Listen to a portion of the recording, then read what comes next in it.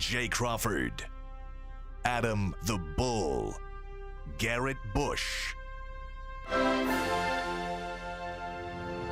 and so many big names, it would take me hours to say all of their names.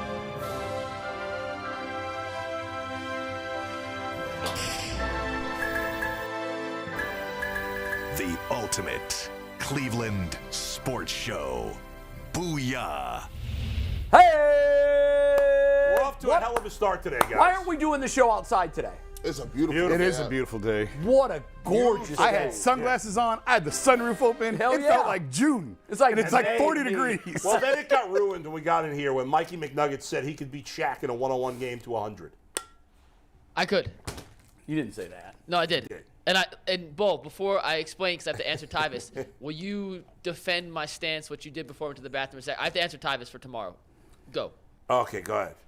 Wait. Oh, defend your stance? Oh, I see. He's just going to drive by him I every thought time. he wanted me to text Tyvis.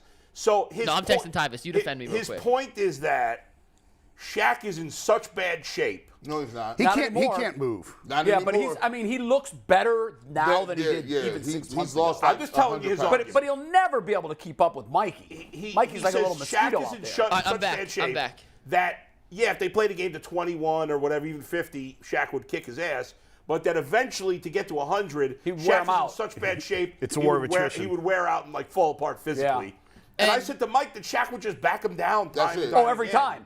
He and would. then just lean over him and, And dunk, yeah. The question is, could you score every time? Because he's going to. Right. Well, I'm hoping, like, Shaq would beat me to 50, and in a game to 100, it's the sprint to 50. He would get to 50 first.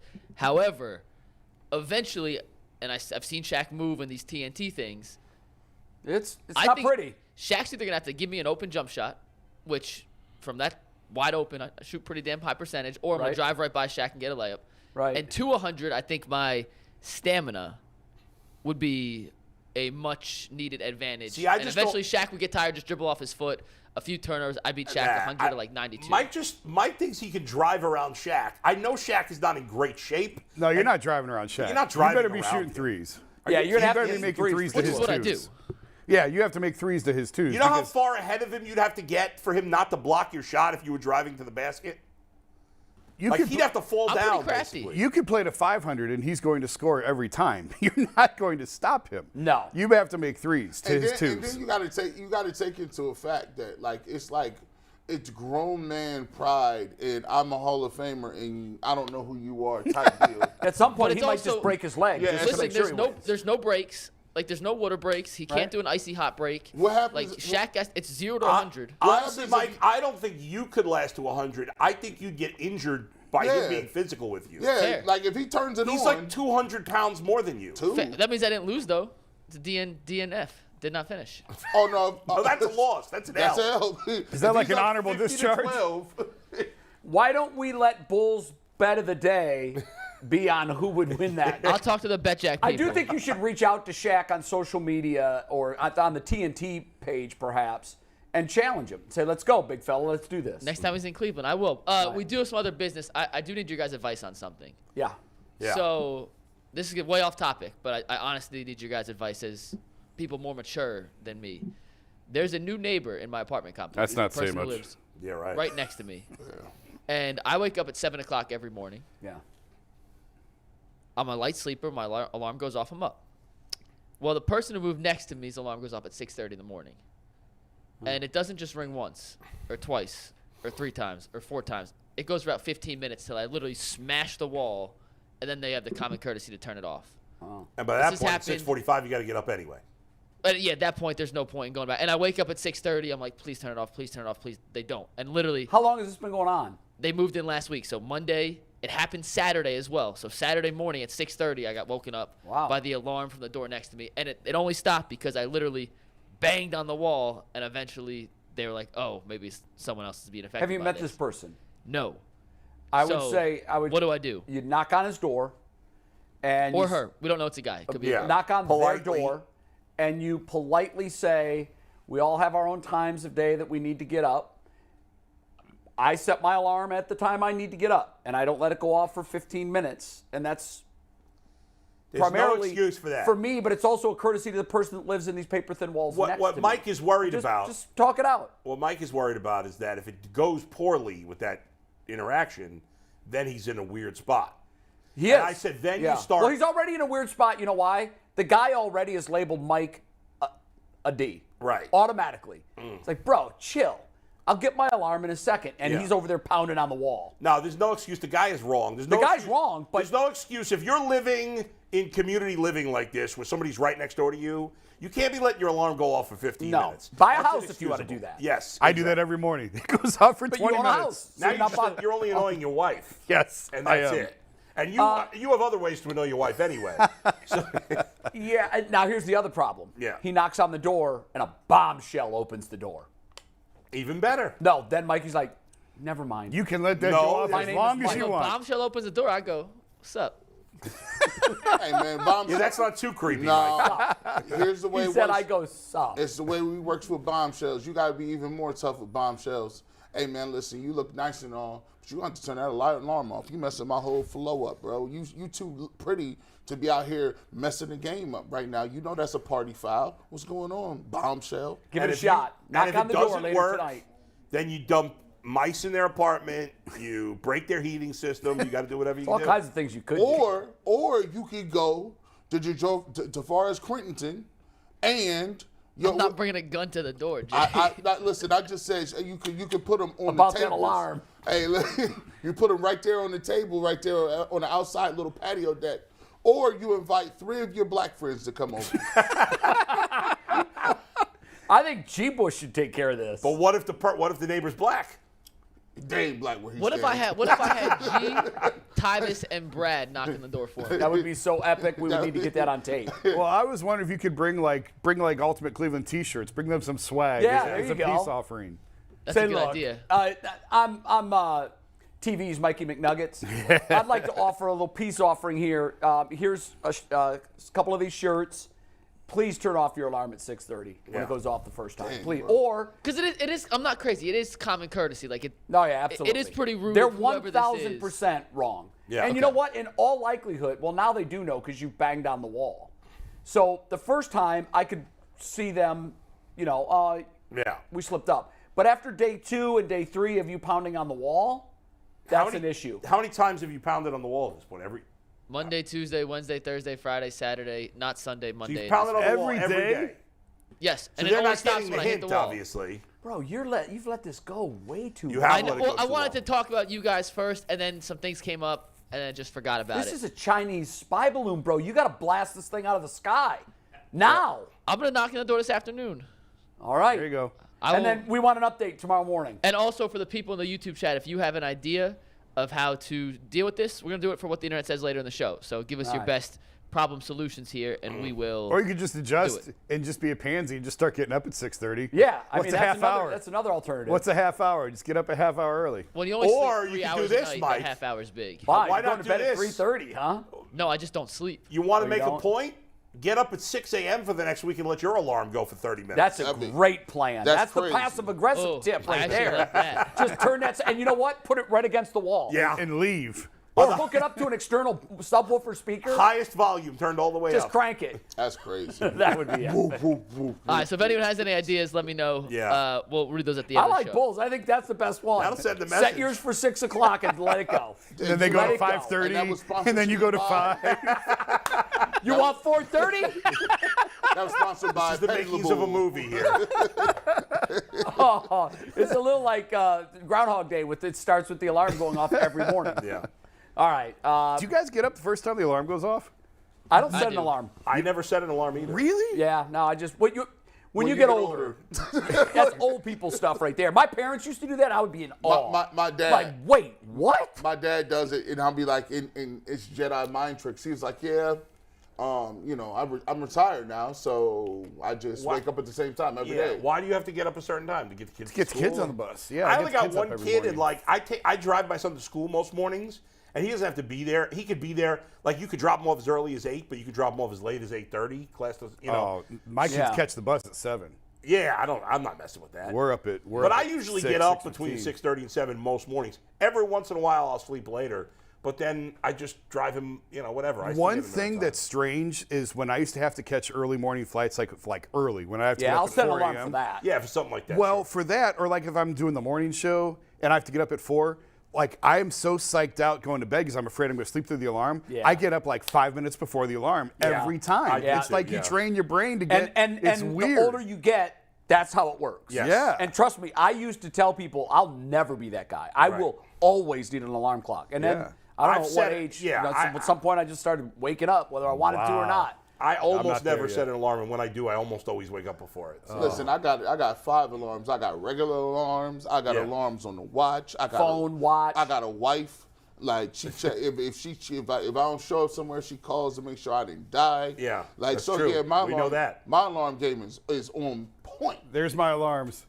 6, 6:03, 6:06, 6:12, 6:15. Oh my God! Set for every day. Every day I turn those things on. Every Now, day. are you really getting 180 seconds of sleep between those things going off? I mean, well, then they have like their own that they go off again. Like I have an alarm going off every minute and a half. I don't get out of bed till probably 6:20, but I have an alarm set for 6. So what's the 6:03. point of setting an alarm for so I would early fight if you you, don't get Jason. out of bed until 20 anyway? he likes to ease into wake up. Yeah, I he gotta- likes to ease into But it. then, then it's a fire drill because my daughter, I'm like, yo, you got to get up right now. I'm yanking her out of bed. And there's nothing like that. Yeah. Your heart rate goes from like 55 to 100, like this. Yeah, yeah. The second your feet hit the floor. All right, let's do Bulls Bet of the Day. What do we have? It is, and it's brought to us by Bet Rivers. Hey, Ohio, Bet Rivers Online Sportsbook is the place to be for every single game. Now's the perfect time to join Bet Rivers. When you use deposit code SPORTS, you'll receive a second chance bet up to $500. Get in on all the action with weekly specials on your favorite sports like basketball and hockey. To help you win big, check out BetRivers.com or download the Bet Rivers app today for the latest lines, odds, and boosts. And today, Bull, your special bet is a doozy. Ooh, this is a big one. Miami at Toledo, over 156. Why? I should be happy. There we go. Let's get to the happy one. Where's the happy me? Hey, there I am. Toledo, they've hit the over in 7 of their last 8 home games. Seems like a no-brainer, no? Right. Yeah, but Miami's got great defense. Do they? One of the top in the MAC. Do they? Who the hell knows? I'm telling you. I have no The idea. trend will continue over 156. They've scored at least 157 in 7 of the last 8 home games in Toledo. Okay. There you go. I think you should have done some MAC research or some Miami research on the Miami likes to score. Did you guys notice some of the scores in the NBA last night? Well, I know. We're We're talking pushing about, 275 points in a lot of these games. well, that's what they want. They want more and I more know they offense. do. I know. The line on the Cavs last night, Fedor and I were talking about this, was 14.5. Yeah, which I seemed It like was 15. It went up to 15. Did it go up to I 15? think it's just because San Antonio has been They're terrible. awful. They're terrible. Yeah. By the way, how's Pop as a coach now? Hey, you got to have talent, man. Like, And that's it. Like, that's it. And so, so often we tend to anoint these coaches or bury them. I agree. And it's in the roster. Yeah, I mean, that's 100%. 85% of it. Coach can make a difference here and there, particularly in playoff Yes, series. And I'm not absolutely. saying he's not a great coach. What I'm saying is if you give him a pile of trash, he's going to lose 13 in a row or And whatever to the his hell it credit, is. Pop for years said that. Yeah. For years said, well, I got Tim Duncan and Manu Ginobili and Tony Parker Yeah. and David Robinson. me a great coach. Yeah, I look like a great And coach. also to his credit, sorry to cut you off, Oh, you're but good. a lot of other veteran coaches would just leave. yes. The team got this. 1,000%. And he Yes. has it. He has stuck it out. Doc Rivers. Doc jumped from Boston right away. Well, I will say he's Phil Jackson. he's Sean Jackson. Payton. He's Look at Sean developed. Payton. That's why I've been pointing that out for months. I'll As soon give as him Drew Brees credit. retired, he jumped. He took over for I think it was Bob Hill or something. Yes. Yeah. He took It was over for Bob Bob Hill, but he had already had Duncan. Good pull, G. Yeah, That was a good I'll pull. get that, I'm in my time machine again. The YouTube time machine does me well. I was looking at David Robinson's That was 70 25 games. years ago. Yeah. They got Pop, and then they drafted Tim Duncan. That was luck, right? They was like, okay, David Robinson was hurt a year. They got Tim Duncan. They started off winning. But Tony Parker wasn't that good when he came in. Tony Well, Parker Parker and Ginobili were both second-round picks. Low weren't they? picks. They was low picks. He developed him. They got Kawhi Leonard. They developed him. So he developed 3 Hall of Famers like back to back to back to back. Did you see the question that it was actually Spencer Davies, who I'm sure you know, who covers the Cavs, used to work at the radio station with us. Yep. He actually asked a really interesting question to Popovich before the game about what do you consider success now, as a coach now? And Popovich gave a very interesting answer, and he talked about the fact that it was so different when he was coaching those stars. And he talked about how practice now is almost, he's conducting his practices like it's a high school team.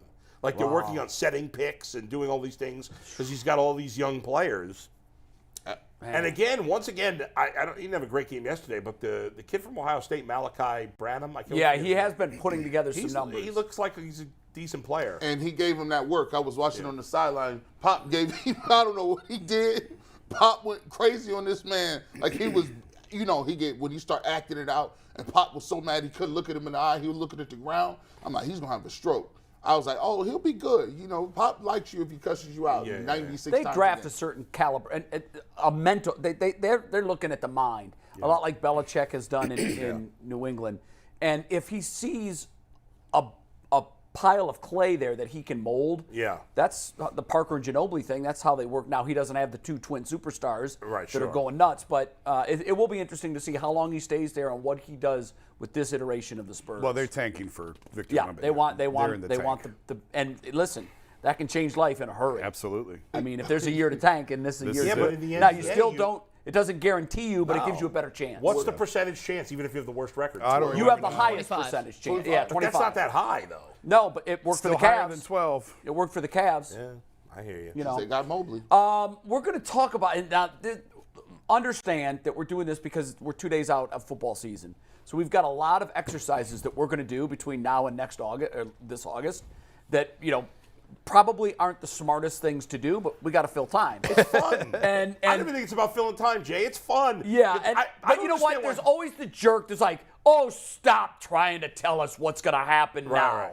We're Well, doing that's it what because sports we're filling talk time. is. That's what we're doing. We're filling a lot of space. It's like, I think I've told you guys this, every year Todd McShay would go nuts. The day after the draft was over, ESPN would have him do his mock for the next year. Right. I like that. And Todd's like, are you kidding me? Right. I like Are that. you? And this is exactly what this is. And at least they mock themselves, ESPN, because they call it ESPN's way too early power rankings. Right. Browns come in at number 19, and they are last in the AFC North. They're behind Pittsburgh, Baltimore, and Cincinnati. The teams around them, I mean, I can't complain about this. This is basically the reverse draft order, if you look at it, because all they're going on is what they saw last year. You don't know what free agent signings are going to happen. You don't know what's going to happen in the draft. They have the Browns 19. Bull, you start. Too high, too low, just right. No, I think it's just right. I mean, you could argue they could be ahead of Washington or whatever, but, I mean, they're in the right neck of the woods. If I went through it 1 through 32, I might have them 1 or 2 spots further ahead or maybe 1 spot below, but I think basically they're in the right spot. Everybody says, well, the teams are going to change so much. Well, are they? I mean, they're going to change some, but the core of these teams, for the most part, are going to stay the same. Jay, how many roster spots flip? 8 to 10 max? On the Browns? Well, annual, on average per Yeah, that's per probably team. about Yeah, right. and how It's many of about those 8 to are 10. key differences? Yeah, but there's 4 or internal 5. growth. There's internal growth Sure, for players, sure. and there's But- guys that come in that. But I you don't draft. think it's Coaching changes, which we've obviously had a big one. right. But I just think in the end, the core of who the Browns are they're one of the hardest teams to grade because you just at this point have no idea what Deshaun Watson is going to be. Right. If he gets back to being the player he was in Houston, or maybe even better, then the Browns could be a top 10 team. If he plays like he did last year, they're going to suck. Yeah. It's that simple. Yeah. I think they should be 4th in division. There's no reason to put them anywhere else. What have they done to prove that? I guess you could argue Pittsburgh maybe, but that's it. That's the only one you could even argue. Yeah, I wouldn't even argue that. I think they're fine being 4th. I'd probably bump them a little bit higher than what they are. If you look at the teams around. Now, it's hard. I mean, they lost to the Patriots and they lost to the Jets, so it's hard to make the case. But I look at the quarterback Did situation. they beat Washington? They did beat Washington. They're ahead of the Jets, though. They're ahead Right, of the Jets. right, yeah, right. But I'm saying like all those They teams right should have there. beaten the Jets. They beat the Jets, or they lost the Jets. They're ahead of the Jets. They Right. lost to the Patriots. They're below. I would move them above those 3 teams, 17, 18, and 20. I'd at least get them higher than that because I like their quarterback situation better than what New England has, better than what the Jets have. But we're nitpicking. We're splitting hairs at that point. But Nobody overall, can really, look at that and say, oh, they're way off right, on this. right. Do you have the rankings below them? I can pull it up for you real quick. Yeah, I'm It's in Washington 20. No, Washington's Washington's 18. 18. So the Jets were 20. What Jets 20, And the Patriots were above them, 17. 17. Here's how it goes. around the Browns. You have the Packers at 16, Patriots 17, Commanders 18, Browns 19, Jets 20, Raiders 21, Rams 22, Panthers 23, Titans 24, Buccaneers 25, Falcons 26, Broncos 27, Saints 28, Bears 29, Colts 30, Cardinals 31, and the Texans 32. I mean, I think you could make a case for them being ahead of the Patriots and Washington. I also think you could make a case for, believe it or not, the Rams if Matthew Stafford is healthy. What you mean? And the Jets being ahead of the Browns, too. I think Rams, Saints. Well, who's playing quarterback for the Saints? Right. It didn't matter last year. Yeah. Yeah. I mean, they beat Well, Deshaun but Watson last year. I'm not going to make all They my beat Deshaun decisions Watson. based on one game from last year. When it was 30 below. Yeah. Which should have benefited Cleveland, not New Orleans. Yeah, I mean, they should have won that game. And if Njoku catches the ball in the end zone, we're having a completely different conversation. I don't like them better than the Buccaneers. No, They don't have I mean, Kyle Trask is the quarterback the of the Buc- Buccaneers. yeah. Oh, yeah. Right now, we don't have no idea who their quarterback's going to be. I'm surprised the won't be Broncos Kyle are that Trask. low. I mean, the Broncos That at was the one team that 27. stuck out to me too, Jason. Who? Wow, the Broncos at 27. It's a Look at the Cardinals. Look at the amount of money they've spent in the last 2 years on a coach who's now on vacation. Yeah. And on a quarterback who was Baker They're Mayfield still, Jr. Yeah. They still haven't hired a coach yet. Apparently, it's going to be. I thought didn't we kind of determine that? No, you the had Colts. told The me. Colts hired the Colts, offensive yeah, the Colts. coordinator. The Cardinals are down to Sean Gannon, Cleveland native or Cleveland ties, Eagles Not offensive Sean coordinator, Gannon. or John Gannon. Jonathan John- Gannon. John Eagles Gannon, DC. excuse me, or And Lou Anarumo. Anarumo. Please do not hire Lou Anarumo. Please hire Lou Anarumo. Get him up Please. out of here. I will go to Cincinnati and help pack his truck. I think we all will, except for Bull. Yeah. I will. I won't do it, but I'll bring my brother. But I think the Browns are in the right spot. What do you guys think? I could have him lower. I told myself I was not going to do this, and I'm holding myself accountable. I drank too much Kool-Aid last year. Still got bellyache. My going the stomach opposite. hurt. Bubble guts. You got bubble guts from all that I was Kool-Aid. I was trying to get here. I was on the toilet during the morning call. No, you're not getting me. They should be around 25. Oh, come on. Wow. 25. There, You that's know too why? low. That's too low. 25 is a nice little spot. You know why? Because I'm looking at these other teams, and I can't put you over nobody you lost to, right? I don't just agree can't with that. say that. Now, look, I'm looking down there, and I'm looking with the quarterback situation. I don't think they're going to be able to fix these holes, man. These holes are very disturbing. You look at the defensive line room; they don't have enough money. We talk about the Cavs cap room and the Guardians cap. The Browns cap ain't like that. Ethan Poaches, I don't know if they talk about, well, we might figure out. No, Ethan Poaches is going to get a deal on the market. You need to probably sign him back. When you gave Conklin the money, I'm like, okay, well, now for sure, it does not look like you're getting a high-priced defensive tackle. They might have to do some one-year gaps to fill in the defensive line. Maybe you get a Fletcher Cox, maybe, but he might want $14, $15 million a year. Gee, they still won 7 games with Jacoby Brissett, who played better than expected, and Deshaun Watson being awful. So ultimately, we could nitpick these other areas, and they do need to improve, no doubt. But if it's all the difference between the Browns and all the other teams ranked 17 and below is the Browns quarterback has more upside than any of those teams by a lot. So I will say the price of tea in China, that works. But yeah, the price of tea in China changed from yesterday to today. When I put a post up and said, not only does Deshaun Watson have to be better, he has to be better than he was in Houston.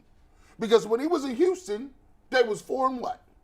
Well, that was 1 year. The 2 years before that, they won double-digit games. When they was in the playoffs, they was up how many points against Patrick Mahomes? Right. He I hear came you. right on back. He got to not just be Houston good. These other dudes they got better. Burrow's better. Allen's better. All these dudes is better. Hey, listen, even the kid in Jacksonville, Lever Lawrence is better. He not only has to come out, he got to play to a level because when he was playing like that, wasn't no guy named Jalen Hurts. It wasn't none of those guys. He got to play better than he did in Houston. Now, I don't know if that's possible. If he plays better than he does in Houston, maybe you don't need as much help. I think he played great in Houston, and if he plays to that level, they'll be competitive. They'll be fine. I like you guys. I'm not going to go as low as 25. If I was going to move them, I would move them down, not up. That's how I approach this. And I think the reason is, if we had seen Deshaun for 3 games last year, and he struggled. I would be okay with that. But we saw him for 6 games, and I never saw anything resembling what we saw in Houston, not even close. Were there moments where maybe if I squinted and looked funny at the TV, maybe I saw a glimpse here or there? But Baker Mayfield went to the Rams, and in his first game with 2 days, looked like a world beater. And then the next week he came back out and looked like Baker Mayfield. One of the things that's really disturbing to me is if you take Baker's numbers from 2 seasons ago, I think they were 17 and 13, 17 touchdowns, 13 picks. If you add Brissett and Watson's numbers together, they're essentially the exact same numbers as Baker Mayfield's. So to your point, G, he can't just be what he was in Houston, but I'm not even seeing him approaching what he was in Houston. So we need this Herculean leap if we're going to talk about a playoff team next year. And I'm not saying it's not going to happen. I'm saying right now, if I have 100 chips, I'm putting 60 on him never being that guy again. And I'm going to hedge my bet with 40, thinking that maybe he can, time and space away from this scandal, work his ass off this offseason. Yeah. To your point, are you living with the head coach right now? Better I be. want them spending 8 hours a day together during the offseason, brainstorming, Breakfast. watching Andy Reid. Hey, can we do this? Is there a twist maybe that you can come up with on that?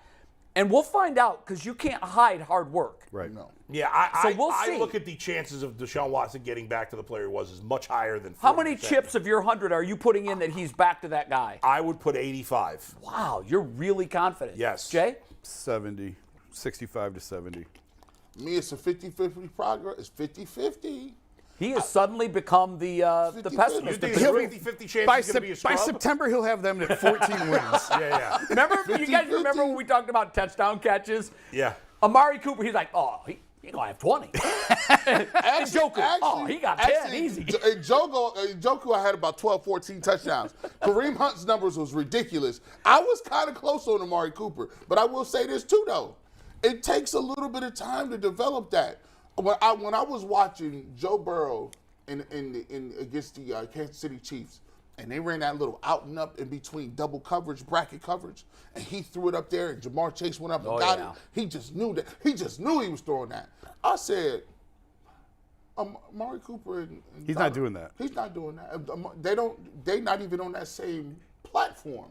And that's to the talent upgrade that the Browns have to do this. And we all know that. And to your point about Jacoby and Watson equals Baker, well, I would say, yeah, because they were running a similar system. They didn't really get to overhaul the system. I know, but what I'm saying, you're right, same system. But what I'm saying is, who in their right mind would have said that Jacoby's 11 right. plus Deshaun 6 would equal Baker's 14? But Jacoby played better than Baker did the year before. Right. So you would think that they would blow those numbers out of the water, and they didn't. But here's the thing, the 30,000-foot view, and I've said this before, they threw a grenade into the entire franchise in March, and it impacted everything. Yeah. And does that excuse maybe a fourth down call you didn't like? No. But the overall trying to get ready for the season, they were trying to get 2 quarterbacks ready at the same time in training camp. They didn't have the OTA preparation with Deshaun just because of everything hanging over the franchise. Right. It affected training camp. It affected the preseason. It impacted everything. And they couldn't, in the last 6 weeks, suddenly throw out the playbook and come in with a brand new playbook. Now they can, and I fully expect them to. I think Kevin and Deshaun are going to do exactly what you said. I think Deshaun is spending a lot of time here. You get a sense that they are? This offseason, he's not going to be here all the time, but I think he's going to be here quite a bit. That's so important. And I think him and Kevin together are going to put the playbook together of what do you like? You like this? Great. You don't like this? Okay. And here's another one. Do you like this one? And I think together they're going to work together. And I do think you're going to see talent grades. Maybe we see 2 new receivers next year. I think you're going to see a talent upgrade on the offensive side of the ball. And I think the offensive side will look vastly different than what we've seen the last few years. And there's so many ways. We've talked about this before. The cap is basically a myth. There's always ways around it. There's always ways to push money down the line. Eventually, you have to pay the bill. Eventually. But they're not at that point. But not eventually, even close you to that do have point. to pay the bill. They're not close. They're not even at the cap. They still have cap space. It's not like they're not in the great cap shape they've been in the past because they had no good players. I don't think the cap is a myth in the NFL, but it certainly isn't what the NBA is. It's not a hard line, and there are some things you can do to manipulate it, and to your point, sort of push off paying the piper down the road. They have over $20 million in cap space. They could move on from John Johnson, which would save them a lot of money. I would assume they're going to renegotiate with Amari Cooper and restructure his deal. If he's willing. He already renegotiated once. Right, but is he willing if to he's do not that? losing money, if it's just being But here's the thing, restructured, why would his he care? agent is saying, wait, you're telling me my guy had the kind of season last year that he needs to renegotiate? Yeah. No. But nobody's saying he's going to lose money. Just you restructure it to push the money forward. Maybe they extend his contract and just you know what I'm saying, spread out the money over more years. Am I crazy, guys? That the more this season goes through the offseason, that I just keep looking at them and saying, man, we might need it's the receiver. I don't know why I keep looking at it. I'm a D tackle. We were terrible up front, but when I keep watching the playoff games, I don't know why these receivers just pop. We watched the Super Bowl, and I'm like, man. I think, though, that internally they want an upgrade. They know they need to upgrade. When I watch, and you guys are going to look at me like I'm crazy right now because I was not for the Njoku contract. I wasn't. I thought they overpaid him. I still think that for what they paid him, even though we got more production for him, they didn't get dollar for dollar value. No. Take that into account, what I'm about to say. When I watch Travis Kelce and I look at him and say, okay, what is he doing that makes him the GOAT? I don't see anything that we couldn't get out of Njoku, who is more physically gifted, runs as well. Kelsey's a real enigma to me. Maybe it's Mahomes. I don't know. Well, Mahomes certainly is a big part of it. But and God. I think it's some of the consistency factor with Njoku. Yeah, you're right. He drops too many easy balls. Yeah. Travis Kelce never drops a ball. No, he doesn't. Look at the catch he had in the Super Bowl where he was like 6 inches off the ground. His catch radius is insane. Yeah. Njoku's improved. Travis Kelce runs perfect routes. Plus, he's been playing with Mahomes for 5 years. And that makes a big difference. They share a brain, essentially. They don't even need to look at one another. Travis Kelce's physical gifts and athleticism are way underrated. They are, but when I look at Njoku and I look at what he can do and if you put the two of them side by side and you didn't know anything about them and you just looked at them, you're like, give me this guy. I mean, he passes the look test with an A+. But what Travis Kelce would never drop the catch in the end zone against the Saints. Never. So I want him catching 150 balls on the jugs machine every single day in the offseason. But I agree. I've been saying for a while, I think wide receiver is the most important thing. But this idea that we got to choose between wide receiver and defensive tackle, there's plenty. The whole you can upgrade both areas. It's okay. You need to do both. Yeah. I never really thought I would come to this because I'm more of a talent guy. I'm more like, okay, if you got talent, you win. I just think they need to be around each other. They need to be like, I wouldn't, all of them, Amari Cooper, Njoku. You mean like bonding? Team bonding? They need to be practicing, then going to eat, then going to go read books together, then going to hang out, and then do it all over again. They need to be like old school, remember the Titans type stuff. That's, for me, I see these other teams, and these other teams, when they get down, they don't quit. Like the Browns, they get down. You made a comment. The Browns have a holding penalty on first down. That's the end of the drive. That's it. Of the drive. You know they're punting. It's chalk it up. They might even get a loss of 3 on the next play, so you know they're punting. It's just like I don't see that with other teams, and I think it's just like they need that person to be like, "Come on, bro, we got it." Like they need a leader. And it's interesting because Kevin Stefanski's got to know that his job is on the line this year. He knows, doesn't he, Jason? So I think they all feel it. Yeah, they have to. It's got to be turned around. I mean, you this can't is move year on. 4. You can't move on from Deshaun Watson. You're locked into his contract. Just like Deshaun Watson Arizona. can't turn it around. The reason the Broncos coach got fired after 1 year is because they spent a lot of money on Russell Wilson and he sucked. Even Nick Chubb, I never thought I'd see. He tweeted, "Hey, I'm tired of this." No, he didn't say I'm tired of this. He said I'm tired of watching. Like during the Super Bowl, which is so crazy because like, man, I feel you too, Nick Chubb. I'm tired of watching these teams play. Especially when you know you're the best at or one of the best at your positions. Has to be so frustrating for Myles Garrett too. Watching all these guys get it's one thing to get accolades in the 17 during the regular season, but everybody's watching every snap of every playoff game. They're staggered. You can watch everything. Yeah. And if you're a guy like Chubb or Garrett, it should piss you off. To the point, I hadn't seen that until you just brought that up. I hadn't either. But you know what? I love that.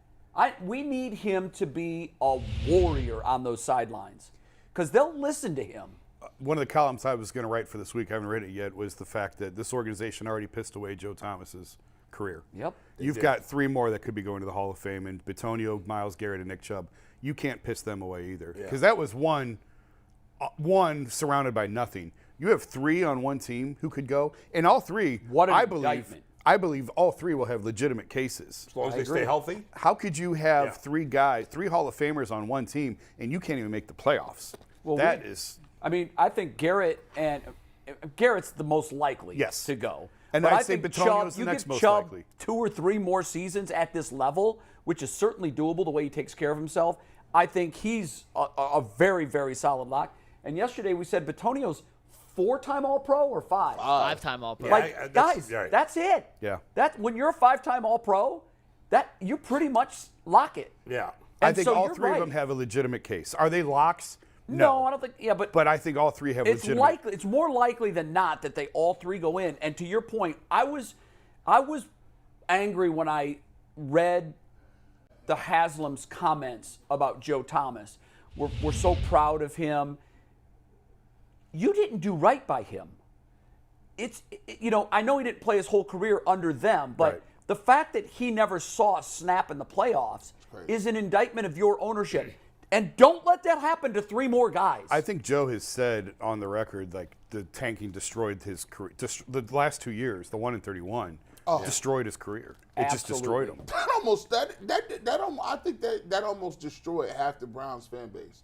Like, do you remember like that feeling that when the games used to come on? Oh, what a low point! I was covering the NBA. I didn't have to worry about it. You were aware of what was going on, and you lived here, so you know. Jay, it was like you knew they had no chance of winning. None. It was like really, and you turned on every. I would turn the game on, and I would say, so how are they going to blow it this week? You didn't. It wasn't. Are they going to win or lose? How are they going to lose? How are they going to find a new heartbreaking way to lose? They're better now, but we're still saying that. We're still kind of expecting it to go wrong. In the games that could have gone either way last year, the Browns lost the majority of those games. Yes. Until they get to, because I think 60 to 70% of every team's game are winnable with 1 or 2 plays flipped. Of course. So until they set a winning culture and find a way to win 75% of those close games instead of losing them, that's the difference of success and failure. Well, and the winning culture is set by the quarterback, really. And it is. I think the Bengals had no winning culture until Joe Burrow got there. Well, he's the guy that single-handedly changed it, but I also believe they've got the right coach in that building in Cincinnati. But he would have been fired. If Joe Burrow had been a bust, he would have been fired. But a quarterback alone to do that is really difficult. I don't know. A quarterback goes, what do we say about Mahomes in the Super Bowl? If Watson they have the ball do that last, in Houston. If they have the ball last, they're going to win the game. Yes. You just knew it. You knew it. Turned them around. Same thing. But Buffalo got the coach right too. And I do like Sean McDermott. I think I'm not saying the quarterback isn't the biggest off the rose on Sean McDermott. The quarterback is probably the biggest piece, but I think that you also need other things going for you. Of course. And the coach, to me, is the teacher. He's the one setting the temperature in the room, and then the GM is sort of the principal. And it all has to work in conjunction with one another. And you weren't here yesterday, and I want to get your take on this. Just in the course of our conversation, somebody that covers the league and has for a long time told me, this was a number of years ago. Yeah. I think it was even before Stefanski, in fairness to Kevin. But when I was trying to drill down, he's been around a lot of winning organizations too, and I said, give me the biggest differences, and I'll sum it up in the nutshell. He said, in Cleveland, everybody's got their hands on a piece of the rope, but they're not all on the same side. There's a lot of working against one another. 100%. He said that he believed that Jimmy Haslam set a culture of the Survivor. You know the CBS show Survivor? Yep. That he almost intentionally set up that culture to see who's going to win. So he had the GM pitted against the coach, pitted against an analytics guy, and this reporter told me in Pittsburgh and in Dallas when they had success, and in New England, every guy had their hand on the rope because they knew that there were 31 teams that had their hand on the other side of the rope, Right. so they were all working together. And he said in Cleveland, they're tearing apart from inside. I'll disagree with the fact that he was doing it intentionally. I don't think he was doing it intentionally. I think he didn't know, and he was asking too many people for their advice. I mean, we've heard stories of, and I probably should be saying this because we've heard stories of them talking to coaching candidates in the interview and asking, what should we do? Like, and this is pre-Kevin. This is years ago. Yeah. But this is him trying to feel his way around and figure out what to do. And I don't think that it was intentionally, we're going to put these guys against each other and see who wins. I think it was, I don't know what to do. What do you think? What should we do? And then go to this guy. I don't know what to do. What do you think? What should we do? And so now you've got a direct pipeline to the owner, and now you think you've got sway with the owner. You know what I mean? Yeah. And now it's too many I don't think voices. anybody would purposely. One do of the that. lines that I heard was that it was always a fight for Jimmy's ear. 100% true. And yes. I just don't think you're ever going to win that way. And I do think that this setup is structured better than what they've had in the past. You do. Because you had the analytics guy with the football guy, and they were not getting along. And, Right. I mean, we've heard stories of DePodesta and his crew getting thrown out of meetings when John was here. You know, saying Dorsey. like Depot and Paul, you can stay, the rest of you out. And like there was always this clash of styles and of beliefs. I think most of that is gone. I think that they do finally they're all on the same page and they all see it the same way. Now, you can argue they're looking at the wrong page. If you want to argue that, go right ahead. I'm just telling you, I think they finally all see it the same way, which has never been the case here before. Okay. And it's Which is fascinating. important. And it's fascinating to me now. I'm sure you guys probably talked about this yesterday. Now they want to get in the NBA. Now the Haslam's are going after Yeah, it. we weren't nuts about that. right. What are your Yeah. thoughts on that? I think it's two things. I think it's one, so like you and I, like we can make money in real estate, right? Like that's where you go to make money. When you have billions, you make money in pro sports. Sure. Because they are recession proof. They always go up in value. If you can afford to get in on that, it never goes down. It only goes So that's up. what they're looking to do. I think it's an investment. Number one, that's a big piece. And number two, I think that they eventually want majority of control of a team. I'm not saying Milwaukee, but we've talked about this before. This is how you get majority of control. You get in the fraternity, Right. you get approved, you get a minority share, and then when the team opens up, you go. We saw it with the Phoenix guy was going to buy this Bucks share, and then the Suns became available, and he just went right to the Suns. Because he wanted the whole thing. He wanted the whole thing. You don't have a voice in the room when you're a 25% owner. You do not. Now the Bucks have some. It's really strange where the board of governors seat rotates among the owners. It's a really strange setup that I've never really. It's almost the Packers do something similar. Yeah, don't but they? this is like between the Edens family and Lazzary's piece, and like Lazzary sits for a year on the board of gov. It's really strange. So the Haslams will have more input, I think, than most minority NBA owners, but I can't see them as wanting just a minority stake, knowing how minority ownerships want the work. whole thing. They want to be in control. They're So- the majority owner of the crew. yes, they are. Maybe the only owners. I think they are. And this is step one. And I think whether it's Milwaukee or elsewhere, they're going to be now in position to pivot and take a team. Well, maybe they'll focus less on Cleveland and not I screw don't it up know. as much. To here. that point, Jay, do you think that Jimmy has backed off at all? No. He's still as big a meddler as he's ever been. Yes. I don't think he's backed off in terms of His involvement. No. That's which terrible. continues to be a negative for the team. Yeah, I think he's like they are huge sports fans and they're invested. When you're Jerry Jones and Dan Snyder and even Jimmy, your ego's too big to pull back. They're thinking in their mind, wait, I know more than all these guys. Why would I pull back? Yeah, You business. have to know what you don't know. Well, but there's plenty of owners that don't do that. Right. Right, I mean, you're you know, right. But this personality type, I don't think he's ever going to do it either. Did you say disc personality? Do anybody take disc assessments with your personalities or anything? You don't know what a disc analysis is? Oh, is that like the PER or whatever? Yeah. Well, McNuggets, I don't know which one you are, but you can, go ahead and start with your read. No, we gotta get a read in here. Aditi pushed her interview back to later in the show. Yeah, I wonder- So we're gonna throw a curveball and we're gonna kind of mix up. No new topics, but this next one's brought to us by BetJack. The time has arrived, Ohio sports fans. Sports betting is live in Ohio. Download the BetJack app today, so you'll be ready to go in on all the action. BetJack, it is Ohio's sportsbook.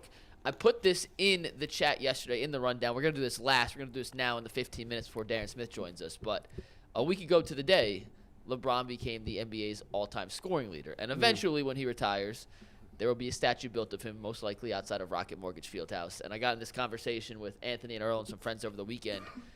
What do you guys think the moment that will be encapsulated by this statue will be? Bull, you or wanna what start? should it be? I think it's the block from the. I know that's not what he's most known for. Right. But I think that's the most iconic moment. The block On the that court. led to them winning the championship. Jay, do you have any ideas? I think it's for statue purposes. Yeah.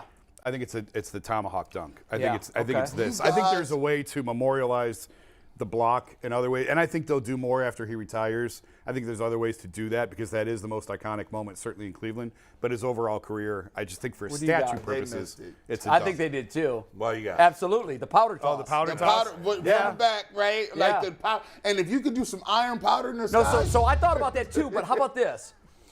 At the top of, he's going like this. At the very top of his head, there's a very small hole, and there's a back door to the statue, and it allows them to fill the statue with powder. Wow.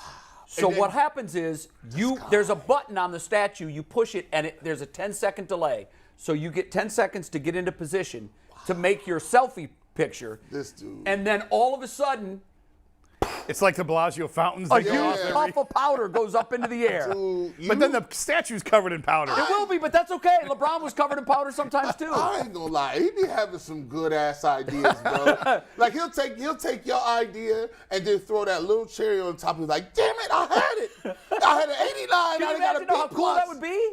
That'd be cold. If you could take a picture That'd be of cold. LeBron going like that, and there's actually powder in the picture. I said the only thing better is that you gotta make somebody put a quarter in them for the making them to happen. Like quarter. Here's another thing too, because that's my number one. Yeah, I like is the that. powder. That That toss. was when I told you if you guys didn't That's say cold. it, Anthony had the right answer. That was what Anthony said. Oh, that's what his was too. dirty. Anthony was spot So on with that. Cold. I like Bulls though, and so here's another marketing ploy around that. We're gonna rename the pavilion between Progressive and Rocket Mortgage the Block. It's gonna be called the Block because it's square. Oh goodness. And we're going to have statue of LeBron and the block. That's going to be the centerpiece of that pavilion space.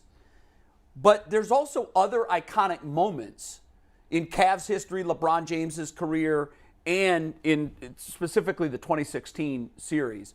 You could make that like the Indians have their sort of garden of statues and the Yankees have their monument park.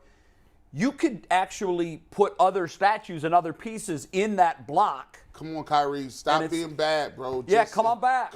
Stop being bad. Just wanna- don't say nothing for 4 years. wanna Because we got retire the that block number. pavilion, then we got the shot pavilion. Yeah. I'm seeing all kind of sliders and all kind of about- just pulling up. Come How on. about a statue of JR throwing soup on somebody? this guy? Chicken tortilla. Jay, this actually JR your- will have his shirt off. This is your best idea yet. And I do think JR should be immortalized with the soup throwing statue. There should be the block. The powder is Yeah. the right thing. Kyrie's shot. There has to be some other stuff that You gotta Tristan get the- Thompson doing. LeBron yelling at Kevin Love, maybe?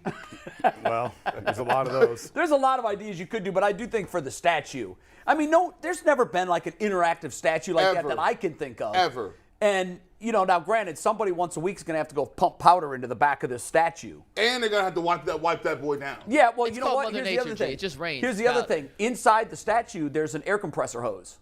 And so when they put the powder in it, they just pull that air compressor hose out and You know what they should do This is at the beautiful. Guardians Park This is is put beautiful. a statue of Chris Perez and his dog smoking pot. and Trevor Bauer working on a drone. Yeah, that's right. And throwing the ball. Throwing the ball, yeah. You see, this is why this is nothing gonna happen. They was Don't be disgracing the best run team in Look, this look, town. look, see, They've had their little moments, but that is by Hey, far the best y'all had organization in Schwartz on town. the field. I don't got no problems with the Guardians. I don't say nothing bad about No, y'all. I love the Guardians, but it's really more just making fun of Chris Perez. Yeah, I using know. his dog's name to order pot. That was great. You funny.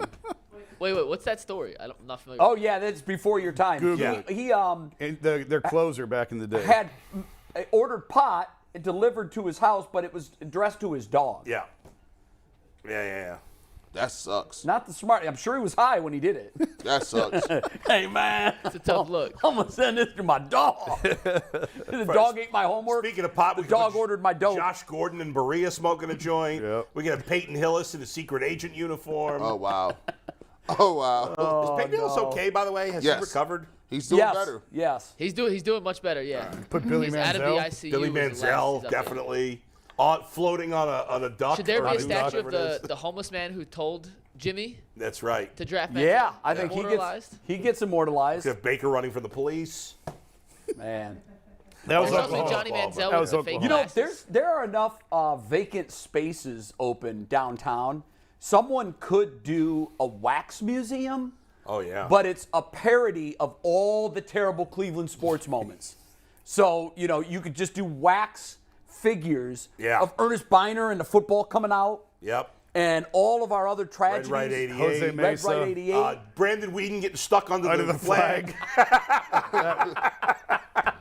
I would spend the $10 block, to go through that. That actually, a flag should be the roof, so it's just shaded at all times. And there's just a giant Brandon Whedon under there. Oh, my Poor God. Brandon Whedon. Yeah, we've Oh, had my some moments, God. haven't we? Yeah. It's been, With our Cleveland sports it's teams. been the best. All right, so Cavs, get on that. We want Yeah. that statue with powder coming out, and the that is his iconic pose. Yeah. Like if you really think about Yeah. the picture of LeBron, it is the I'm trying to think, like the Shaq, it's the dunk in L.A. Dirk's the fadeaway they just unveiled. in Dirk's the Dallas. fadeaway. that's appropriate. It's a great looking statue. Yeah. Very good looking statue. I still think it's gonna be a tomahawk dunk, but I can't complain if it's the. Yeah, the powder. That Is a it good is it call. MJ the iconic MJ yeah, pose? it's Yeah, the- I think it is. yeah. The foul The line jump dunk? man, isn't it? I think it's the Jumpman logo. Yeah, I think that's what it is. And Kareem's the skyhook. Appropriate. Staples. They've Magic got is the no-look pass. I don't know if it is Magic's or not, no-look, but it yep. should be. they've got like Should 10 be. statues outside Staples. Bird? I don't it's even incredible. remember. Yeah. What is Bird? That's a good Bird would question. probably be jacking up Just an a awkward shot, three. jump shot, yeah. Yeah. Larry was it? Bird is Larry Bird taking a jump shot from behind his head. Yeah. I just saw a clip the other day of a game. I don't remember this. Larry played an entire game shooting left-handed. Yes. And scored like Yes. 40 because he said he was saving his right hand for the Lakers. And That's then they crazy. and then they beat the Lakers. That's crazy. as well, like 2 nights later. Oh, my God. It just was circulated a couple days ago, and it's like all the clips of him shooting jump shots left-handed, layups left-handed, played the entire game left-handed because he said It's he a was true saving story. his right hand On that for the topic, Lakers. Larry Bird, for me, he was always the most unexpected superstar Absolutely. ever. Yes. Because even guys, the culture of the NBA at that point was the superstars were all your athletes. They were a certain mold, and then this dude, the hick from French Lick comes out there, and you watch him. And it looks like he's warming up in combat boots. His feet are heavy. He'd be the last dude picked at a pickup game. He would. The last dude and then picked. the game starts, and you're like, wait, what? he just told that guy what he was going to do, and he did it. Mm-hmm. It's crazy. I don't know that there's been another player in sports that was a more unlikely superstar, like top 10 in his game. Jason, before you answer that, Tom Brady. He was a sixth-round I pick. just found Yeah, but Brady looks. He didn't coming out of college. No, naked, especially with Yeah. that shirt. Oh. Okay, so I just looked up that left-handed game. Yeah. It's even crazier than I remembered. He finished the game with 47 points, 14 rebounds, 11 assists. According to the box score, or according to the Indy Star, who went back and did a full article on that, he scored 20 points left-handed, all from within 10 feet. He made 3 3-pointers, 2 with his left hand, 1 with his right. Oh my but the God. critical 15-footer late in regulation to send it to overtime was right-handed. So when it mattered, he went back to his right hand. he went back to the money. He did score But over you know 30 what? points left-handed, though. What's great about that is whoever was defending him wasn't sure what he was going to do. Absolutely. At the end of the game, is he going to go with his Who were right? they playing against? They beat the Portland Trail Blazers 120 to 119 in overtime, and his quote, as Jason said, "I'm saving my right hand for the Lakers. Y'all aren't nothing." That is so. That's amazing. What? Imagine if somebody said that today. sense. And then he goes and his smack for talk was 47. The best.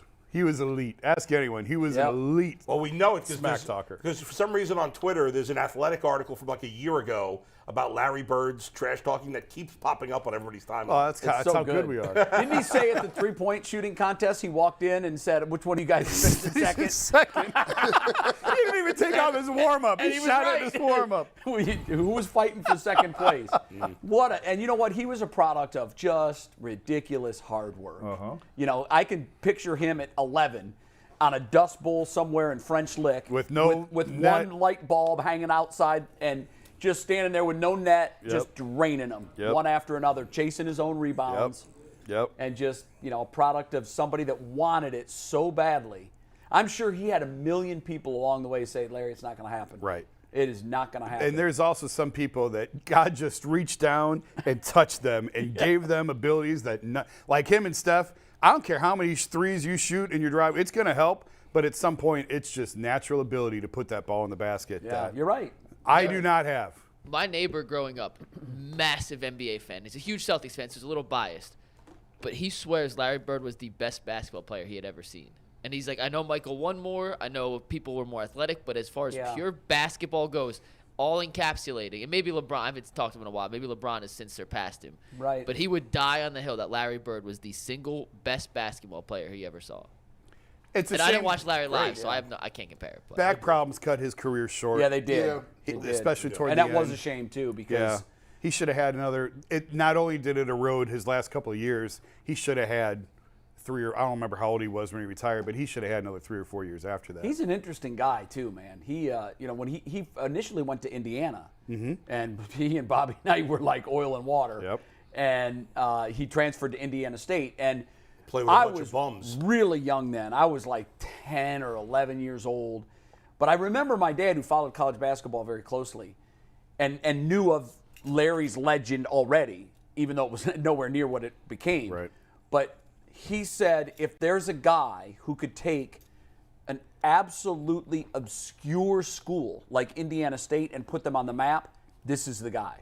Now, I don't think he would have predicted that they were going to make it to the NCAA championship game, but it was just insane how throwing one player into the mix just changed everything. That was it. Yep.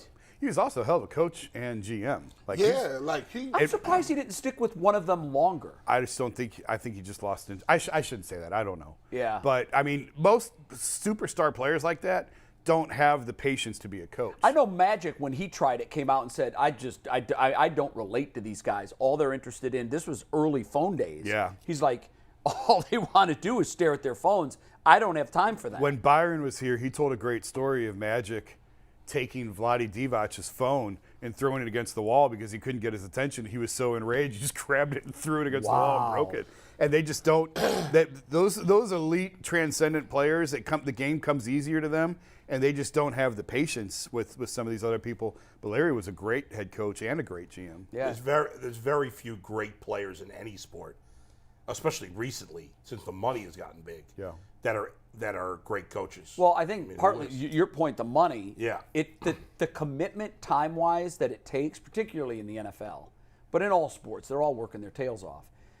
They're all set financially. I'm sure Magic was like, wait a minute, how much am I making to do this? And I just made that in 2 days at my movie theaters. I don't need this. Right. I'm gone. That's exactly right. So it is tough it's going to have to be somebody who's super competitive and isn't doing it for the money. They're doing it to scratch that itch of trying to win something. Well, speaking of winning, the Chiefs won. Darren Smith's probably excited about that. He is. Before we bring Yeah, he Darren in, is. though, we got to tell you, Darren is a member of the Ultimate Cleveland Sports Show on YouTube. He is a paid subscriber, and we appreciate Darren for that. If you want to be like Darren and be a Starters tier member, it's $1.99 a month. But to be on Darren's tier, that's the coaches tier, it's $4.99 a month. You get all the same perks as the Starters tier, emojis, everything you can need, plus the overtime videos, member shout-outs, discount codes, and merch. Plus, you get to text with Jason Lloyd for select Cavs games. He's Tomorrow texting night. with you guys against the 76ers tomorrow's night. We'll preview that game in a little bit. It's super cool. You'll become a smarter basketball fan, and hopefully you could be as happy as Darren Smith was after the Chiefs won the Super Bowl on Sunday. What's up, Darren? Welcome back. What's going on, gentlemen? Thank you so very much for having me today. How was that? Take us through Sunday, the celebration, everything. Were you standing anywhere near the commissioner when he hugged Chris Jones? Chris Jones? Because that's No. quite the controversy today. No, actually, what's interesting is so I was in the working press, but of course, being radio, you don't technically have field access immediately following the game. Well, somehow, somewhere, I got swarmed into, everybody moving onto the field. So, I hit the live button. I'm going on the field, bringing people in. And one of the Chiefs people were like, Darren, you're not supposed to be down there. I was like, they moved me down there. You're not supposed to be down there. I'm like, well, I ain't going nowhere. so That's a veteran move right there. I don't know how I got here, but I'm not leaving. Right. So, but no, I did not see that. I did see highlights of it, and I guess the comments that he made to Chris Jones probably going viral about him, not caring, how he hits a quarterback. I'm like, damn, you really gonna put that on the record? So I couldn't believe he said that. I really couldn't, because it was a moment of weakness out of the commissioner. But there's going to be some fallout from that, I would think. I don't care how you hit the quarterback. Not from Chiefs Kingdom. They're perfectly fine. Sure they are. The other 31 aren't. Yeah, no, I agree with you there. Do we have Darren's suit lineup? Oh my goodness! We have Darren's suit lineup? Darren, I'm not sure if this is Monday through Friday, but this is. Let's take tag board 1 here, and you can walk us through each suit, Darren. Sure. This is you with Steve Largent. Oh, fresh. That was Thursday. You want to give us a little? That was Thursday. Little style update? Did you go with? I see you got the little Drake chain on right there. You got the little Drake joint. You know what I'm saying, like the 12-centimeter joint. How did you go with the OVO neck? You know what I'm saying, the neck warmer plus the chain. I like that. Well, yeah. Well, here's the crazy thing. So Tuesday night is the media night that they have us. That they have us. That they have for the media to go out and celebrate and just network and stuff. So it was cold at night. So I didn't realize how cold Arizona is at night. So fortunately, I brought a couple of outfits like that had the had the turtleneck thing going. And so really, as I mentioned before last week, what I do is suits that I wear once throughout the year, each week or whatever outfits that I wear, I redo it once during the Super Bowl week, so I can kind of redo it or whatever. And those are really only couple of times I wear the outfit. So no, that's to me it was just one of those. Oh, well, thank you. I mean, it's just one of the things where I just really thought what looks the best, I guess. If that's a 9.5. Steve Largent looks great too, by the way. We got some more here. Steve Largent is such a nice guy too. Yeah, I've heard that about him. I've never met him, but I've heard he's wonderful. All right, let's take the next one, Steve. This one, you started a little beef with Ryan Clark on, but I do like the green on green combo. Yeah, I think that picture was in Las Vegas, but I wore that suit Sunday, a day after I got in to Phoenix. So yeah. Did Ryan show up at Radio Row? I'm guessing he didn't. No, he didn't. He didn't. Come on, Ryan. Now we did have some back and forth on Sunday that kind of went left or whatever. I had some people from the NFL like, man, what's up with you and Ryan Clark? I said, man, I'm good on this end, but he got a little offended. I didn't care. But, what was he upset about? offended by? What happened? Well, no. So Ryan had made the comment, that I was addressing, talking about I'm gonna be the best dressed guy down there. You got my 4 suits lined out. Oh, so that's what I was like. All right, I was like, okay, well, we'll see. Just come on Radio Row, then we'll have a little dress off or whatever this week. And so knowing Sunday, my Super Bowl suit, I was like, all right. So I tagged him. I said, hey, I got I said, shout out to my tailor, got me game day fit, got me game day ready. Ryan Clark, I'm gonna be the best dressed media person. And so his retort was, oh, bro, I don't know what did you got against me. I'm the only one that you referred to. Like, well, you're the only one that was talking that talk. I mean, everybody else. Jared, why would you get offended by that? I don't know. Look, it's a friendly thing, you know what I'm saying? And like Jared Bell Saturday night, the NABJ were kind of meeting. He's introducing me to everybody like, hey, this is the best dressed guy in sports media between he and Steve Weiss of the NFL Network. This is Darren Smith. And I was like, well, damn, okay, that's high praise because, Steve was giving me my credit as well. So, I mean. Yeah. Come on, man. You can't get it. Just take it around with it. Come on, Ryan Clark. You can't get emotional, bro. We don't get emotional out here. It's friendly competition. You ask for the smoke. My man Darren can't say so, but I can. I'm a nobody. I'm on the Ultimate Cleveland Sports Show. You got that smoke? Come on now. We got 3 more suits to run through, Darren. This is the one you wore last Tuesday on the show. That was fresh. Still my favorite of the week. And it looks even better in 4K in a picture. So that one's fire. Listen, I don't like the fact that you out here doing prom pictures now, bro. Damn. Men's Warehouse. G. Bush means Hold something. on. First of all, I can't allow you to give Men's Warehouse credit because it's not. It's Todd's Clothing and the Taylor Suits out of Kansas City. You Men's come to Kansas Warehouse City, my guy wishes said they had that kind of taste. Now, Exactly. wait, whose wife is that? No. That's Clark's son's daughter. Daughter. Clark Hunt's Yeah. daughter. Oh, She's the one okay. that posts all the bikini pictures on Right, Instagram. Oh man. Not, I just You heard already- from friends. Look, Not that I know. Hey, Trust they me, messing you I got up in trouble with the sisters, but My Rihanna wasn't God. available. Allegedly. Hey, how about our boy Michael Strahan fanning out over Rihanna at the Super Bowl halftime show? I mean, who wouldn't be? You know, I fanned out in front of her when she met with the media. I was like, okay, I can see what the fuss is. I said, she's also worth $1.4 billion. I can see why brother would, want to shoot his shot. And Yeah, he hold took his things, shot hard. Hey, Hey, wait, let me find out if there's some footage. He got his hand. Rihanna! I love you. All right, so we're gonna save the last suit for when Aditi gets here because it involves Aditi, and we're gonna do a little crossover, Darren. But this was his Super Bowl fit. This was the Sunday fit at the game. He called his shot. He said, "Ultimate Cleveland Sports Show. When am I coming back on?" And when you wear a suit like this and you win, Steve, take it. You deserve the right to come back on. Oh yeah, you got the long hem pant going. I see it. oh yeah. I This see is- it. You know what? I don't do. He's my friend. I like to call him a colleague. He's a big homie, but I be jealous a little bit. Like I got a hoodie on. You know what? Somebody better give me a deal. I'm gonna start. Listen, I'm gonna start doing game days here in Cleveland. Ultimate Cleveland Sports Show on Friday. G. Bush gonna come in suits. Stop playing around with me. I'm gonna mess the whole decor up. Nigga, Bull gonna be like, listen, I thought we talked about this. Well, Darren, see now that's your calling card, bro. So you've This got crazy. to do that every time now, right? No, it's true. And look, and I'm not trying to be funny. When I started covering back the Chiefs again, I was wearing polos trying to build my brand up, with the name of my show, The Ship, or whatever, Darren Smith. And so it was, I think, Bob Kendrick, the Negro League executive director here in Kansas City, introduced me to a guy over at Michael's. The name of the men's store is Michael's. And he used to style Ric Flair and a few other people that came through this. So the guy gave me a suit. The Chiefs, the year they won the Super Bowl, I think Game 3, we were in Detroit. And so I'm down on the field doing my pregame show with my co-host, and a guy that's in this Facebook sports group was like, hey, I'm a part of this group with you. He said, man, I have my own style. I got my own clothing store. I like to style you. His name is Todd White. So I go there, following the game, and he takes my measurements and, come back on Friday, gives me a suit. So I'm like, okay, what do I do when I return? It's yours. Like, huh?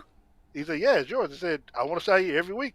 I'm like, what do I do with the suit? Keep them. I was like, oh, okay. Oh, well, that hits a little differently now. A little sponsorship hits a little differently. So these suits are worth between $600 to $1,000 a week. Yeah, $600 to $1,000 a week for a suit. Yeah. And I ain't got to pay for it. Oh, man, I'm good. And this is, 4 years strong now? So, like I said, I got suits just sitting all on this couch over here. I got to try to find hangers for. Darren, I bet it's been mutually rewarding for him too, because he's getting a lot of free run out of this. Well, he does suit some of the Chiefs players. I know going into the Super Bowl, he had a suit for Eric Bieniemy, Greg Lewis, and a few other players on the team as well. So they know. I mean, they know who I rep and everything. And so people come in and talk about it all the time, and online everybody compliments it and stuff like that. So yeah, I'm a free walking billboard. Me too. Well, for the record, if not anyone wants exactly to free, sponsor but, me and G. Bush or anyone else in the show, we will wear free swag. You should have a McDonald's NIL. I don't know should how have you McDonald's don't. NIL. I Darren, I do have a question we have to ask. We almost got into this last time you were on. We had to run. The Browns Yes, need a receiver, McCall whether Hardman. via the Yes, draft McCall Hardman, or free yes. agency. Yeah. What are your thoughts on McCall Hardman here? I think the way it's looking for Kansas City, you got Sky Moore. I think John Ross, who used to play with the Bengals, is on a futures deal. And of course, the Chiefs also got the kid that they signed as a rookie free agent out of Clemson. So, they're going to be loaded at wide receiver. And so I could see a scenario where, yes, you would give McCall Hardman. And I think he will work well. Somebody could take somebody off the top. But I also think, because I do follow Cleveland because of Deshaun Watson being there, because of G. Bush over there, that if somehow you can get DeAndre Hopkins out there, I mean, look, relationships matter, and he's someone as a wide receiver that has a good relationship with with Deshaun Watson, that I think you put him alongside Amari Cooper, and maybe you get McCall Hardman as well. I think offensively, you all would be second to none. Yeah. Second to the Chiefs. But Darren, McCall Hardman is at best the third receiver, right? Like, he ain't solving your starting receiver problems. No. I agree with you 1,000%. But I'm saying, but it gives you an additional. See what you want. You want options. Mahomes has options, and so I'm saying, so that's what he gives you. I'm not saying he's going to be your number one. He's going to be your Tyreek, but you still have to respect his speed and what he can do for you. Well, that's the key. You need different kinds of receivers. Of course. So you've got Amari as the route runner. You need a guy that's going to stretch defenses, and Hardman could be that guy. McCall Hardman, what's he had? 300 yards at most in a season, playing with the best quarterback. Because there's so many other options in that offense. Are there? They're not. Chiefs have a little bit more than that. Tyreek Hill. Well, Hill. I mean, Kelsey's nothing to shake a stick at. Yeah, I mean, he's had more than 300 yards. I mean, this season I know he was injured some, but you got to remember. Look, I mean, MVS. I mean, we I like that, Jason. The fact that he was, the fact that MVS was a key player, in the championship game, but didn't do anything in the Super Bowl. I mean, that's again the greatness of Andy Reid and Eric Bieniemy with their play calling, and Patrick Mahomes being able to spread the ball around. I'm taking him. Listen, we can't. I'm fine. I'm just saying and I know Darren agrees. He's not like, well, we're saying they need another top receiver. Well, it's not McCall Hardman. No, but he's a guy in the mix. He kind of paired him with Hopkins, saying that if you get Hopkins here too. I don't know, Darren, about Hopkins, man. He's in his 30s. I get what you're saying about the connection. Better than Anthony Schwartz. I'd almost rather, anybody's better than Anthony Schwartz. That's not a reason you don't have to pay Anthony Schwartz $20 million or whatever it is. Right. DeAndre Hopkins has missed a lot of time. The steroids this past year. He's had injuries. He's old. If you're going to go like Deshaun Watson chemistry route, I'd almost rather go Brandon Cooks at this point. Well, I would too. Again, look, to me, honestly, you can't go wrong either way. I just know, as you all were saying, and I was listening before we came on, if Deshaun Watson is in that lab with Stefanski, hopefully he's seeing the landscape that's out here. And look, obviously, people want to play with a good quarterback. You want to play with a winning franchise, so to speak. But if Deshaun Watson is to be that guy, which I expect him to be the Deshaun Watson of Houston, I think the offseason and what he has around him, I think he'll do better than he did this past, these last 6 games. But you've got to have the talent around. I mean, look, sitting from 30,000 feet, seeing what the Chiefs have had, I mean, it's incredible. And it goes from Clark Hunt down to Brett Veach, down to Andy. I mean, all that plays a significant role. So hopefully, like the Chiefs have been able to do in the draft this year, they got 11 picks this season coming up. I mean, in this year's draft in a couple of months, hopefully you all can, hit on some key players that can contribute right away. That's the success for the Kansas City Chiefs, because you got Patrick on that new deal, on that new $500 million deal, but they, but their draft picks are contributing early, and I mean, and you're paying, a low price for them, and so that's like I think Mahomes only counting his next year only like 17% against the cap. So you've got, you got a lot of stuff that you can utilize. And really, when you look at the strength of how this team played this year, where is the real weakness going in the next season that you think that you feel like you need to cover? No, there's obviously no obvious weakness, and if there is a slight one, Mahomes makes up for it. I mean, it's remarkable how well he played and how well they played, even though he wasn't 100%. Darren, Eric Bieniemy, again, is not getting hired. The Cardinals are the only team still looking for a coach, and he's not going to be the guy there. That works nicely for Kansas City. Sucks for him. I'm curious, there's been this thought that maybe he's just going to stay there, and eventually Andy Reid's going to retire, and he's going to take over. Andy Reid, people were speculating he might retire. Clearly he's not. I mean, is there any thought of that at all? Or, do you think Andy Reid's going to coach another 5 years or whatever? And he's coached another 5-10 years. As long as he feels young around this team, he's not going anywhere. And honestly, I was someone that felt that, if Andy stepped down, Eric Bieniemy perhaps goes right in there. But I'm of the mindset that he might not get it. And look, the fact that the coach, hired the offense coordinator of the losing team versus, the guy who's won 2 Super Bowls and just beat the guy that you hired, I think it says more about the league than it does Bieniemy. So I'm gonna just leave it at that. Yeah. No, it does. It's something that we've talked about, how they fix this, how they make it better. I don't know if you watched the State of the League. You were probably there, the State of the League news conference. I thought it was interesting. Jim Trotter, who I worked with for a number of years at ESPN. One thing I love about Jim is he is not bashful. I mean, he's got the logo on his paycheck, and he kind of went after the commissioner during that news conference on a couple different areas, not just the coaching and the GM side, but also on the media side. He brought up the point, I wasn't aware of this, there isn't a single African-American on the news desk at the NFL Network. And I did not know that. And the commissioner kind of blew him off and said, well, because Jim said, I asked you this question last year and you said you're going to do better and there's been no progress. And he said, well, I don't really keep track of the media side, which is garbage. He does. But I'm going to look into it and I'll get back to you. I love Jim coming after him with both barrels in that case. And it's kind of a risky move because that's his boss at the end of the day. Jay, I'm gonna tell you something. I interviewed Jim. I mean, Jim came over because we're friends. He came over and spoke to me on radio, and I thought I might have had it on my Twitter page, but I may have to send it to Mikey so you can take a look. But I asked him that exact question. That's exactly how we started off with, because a lot of people be like, "Man, you're risking your job." He doesn't care, and so he'll get another. those questions He's have great. to be He's great. Yeah, I mean those questions. Like I got a chance as a commissioner about Bieniemy and the lack of hiring of minorities 2 years ago during the COVID era, when we had when we were in Tampa. So I got a chance to ask him that question, and we see, we're still in the situation now. Because look, nobody's talking about the fact that Kellen Moore got fired, let go from Dallas and got hired the very next day with the Los Angeles Chargers. Now, damn the Rooney Rule, but those are little things like that right. That's crazy. Doesn't get picked up about.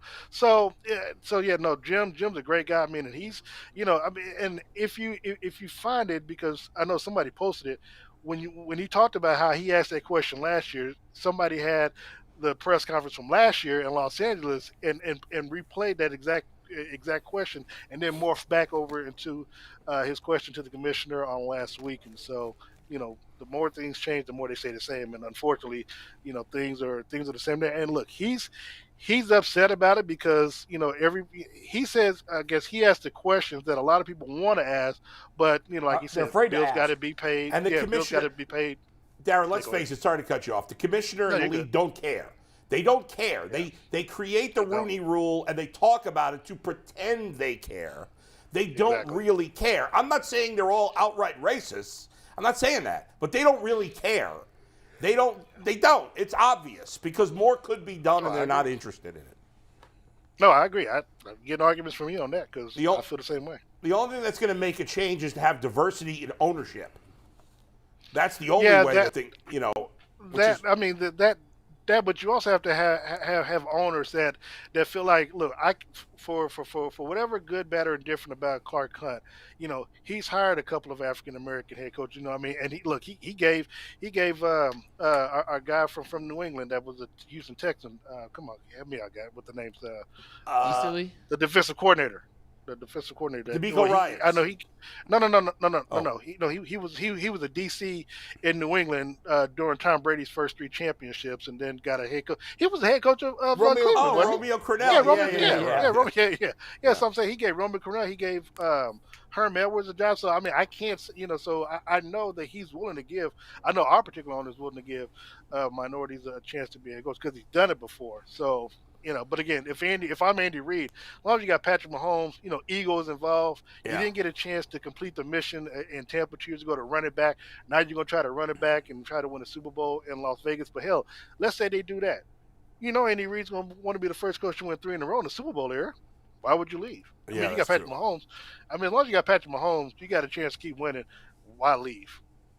Yeah, fair point. I like exactly what you said. Let's bring it. We got Aditi ran into Aditi. You guys got together at Radio Row there, right?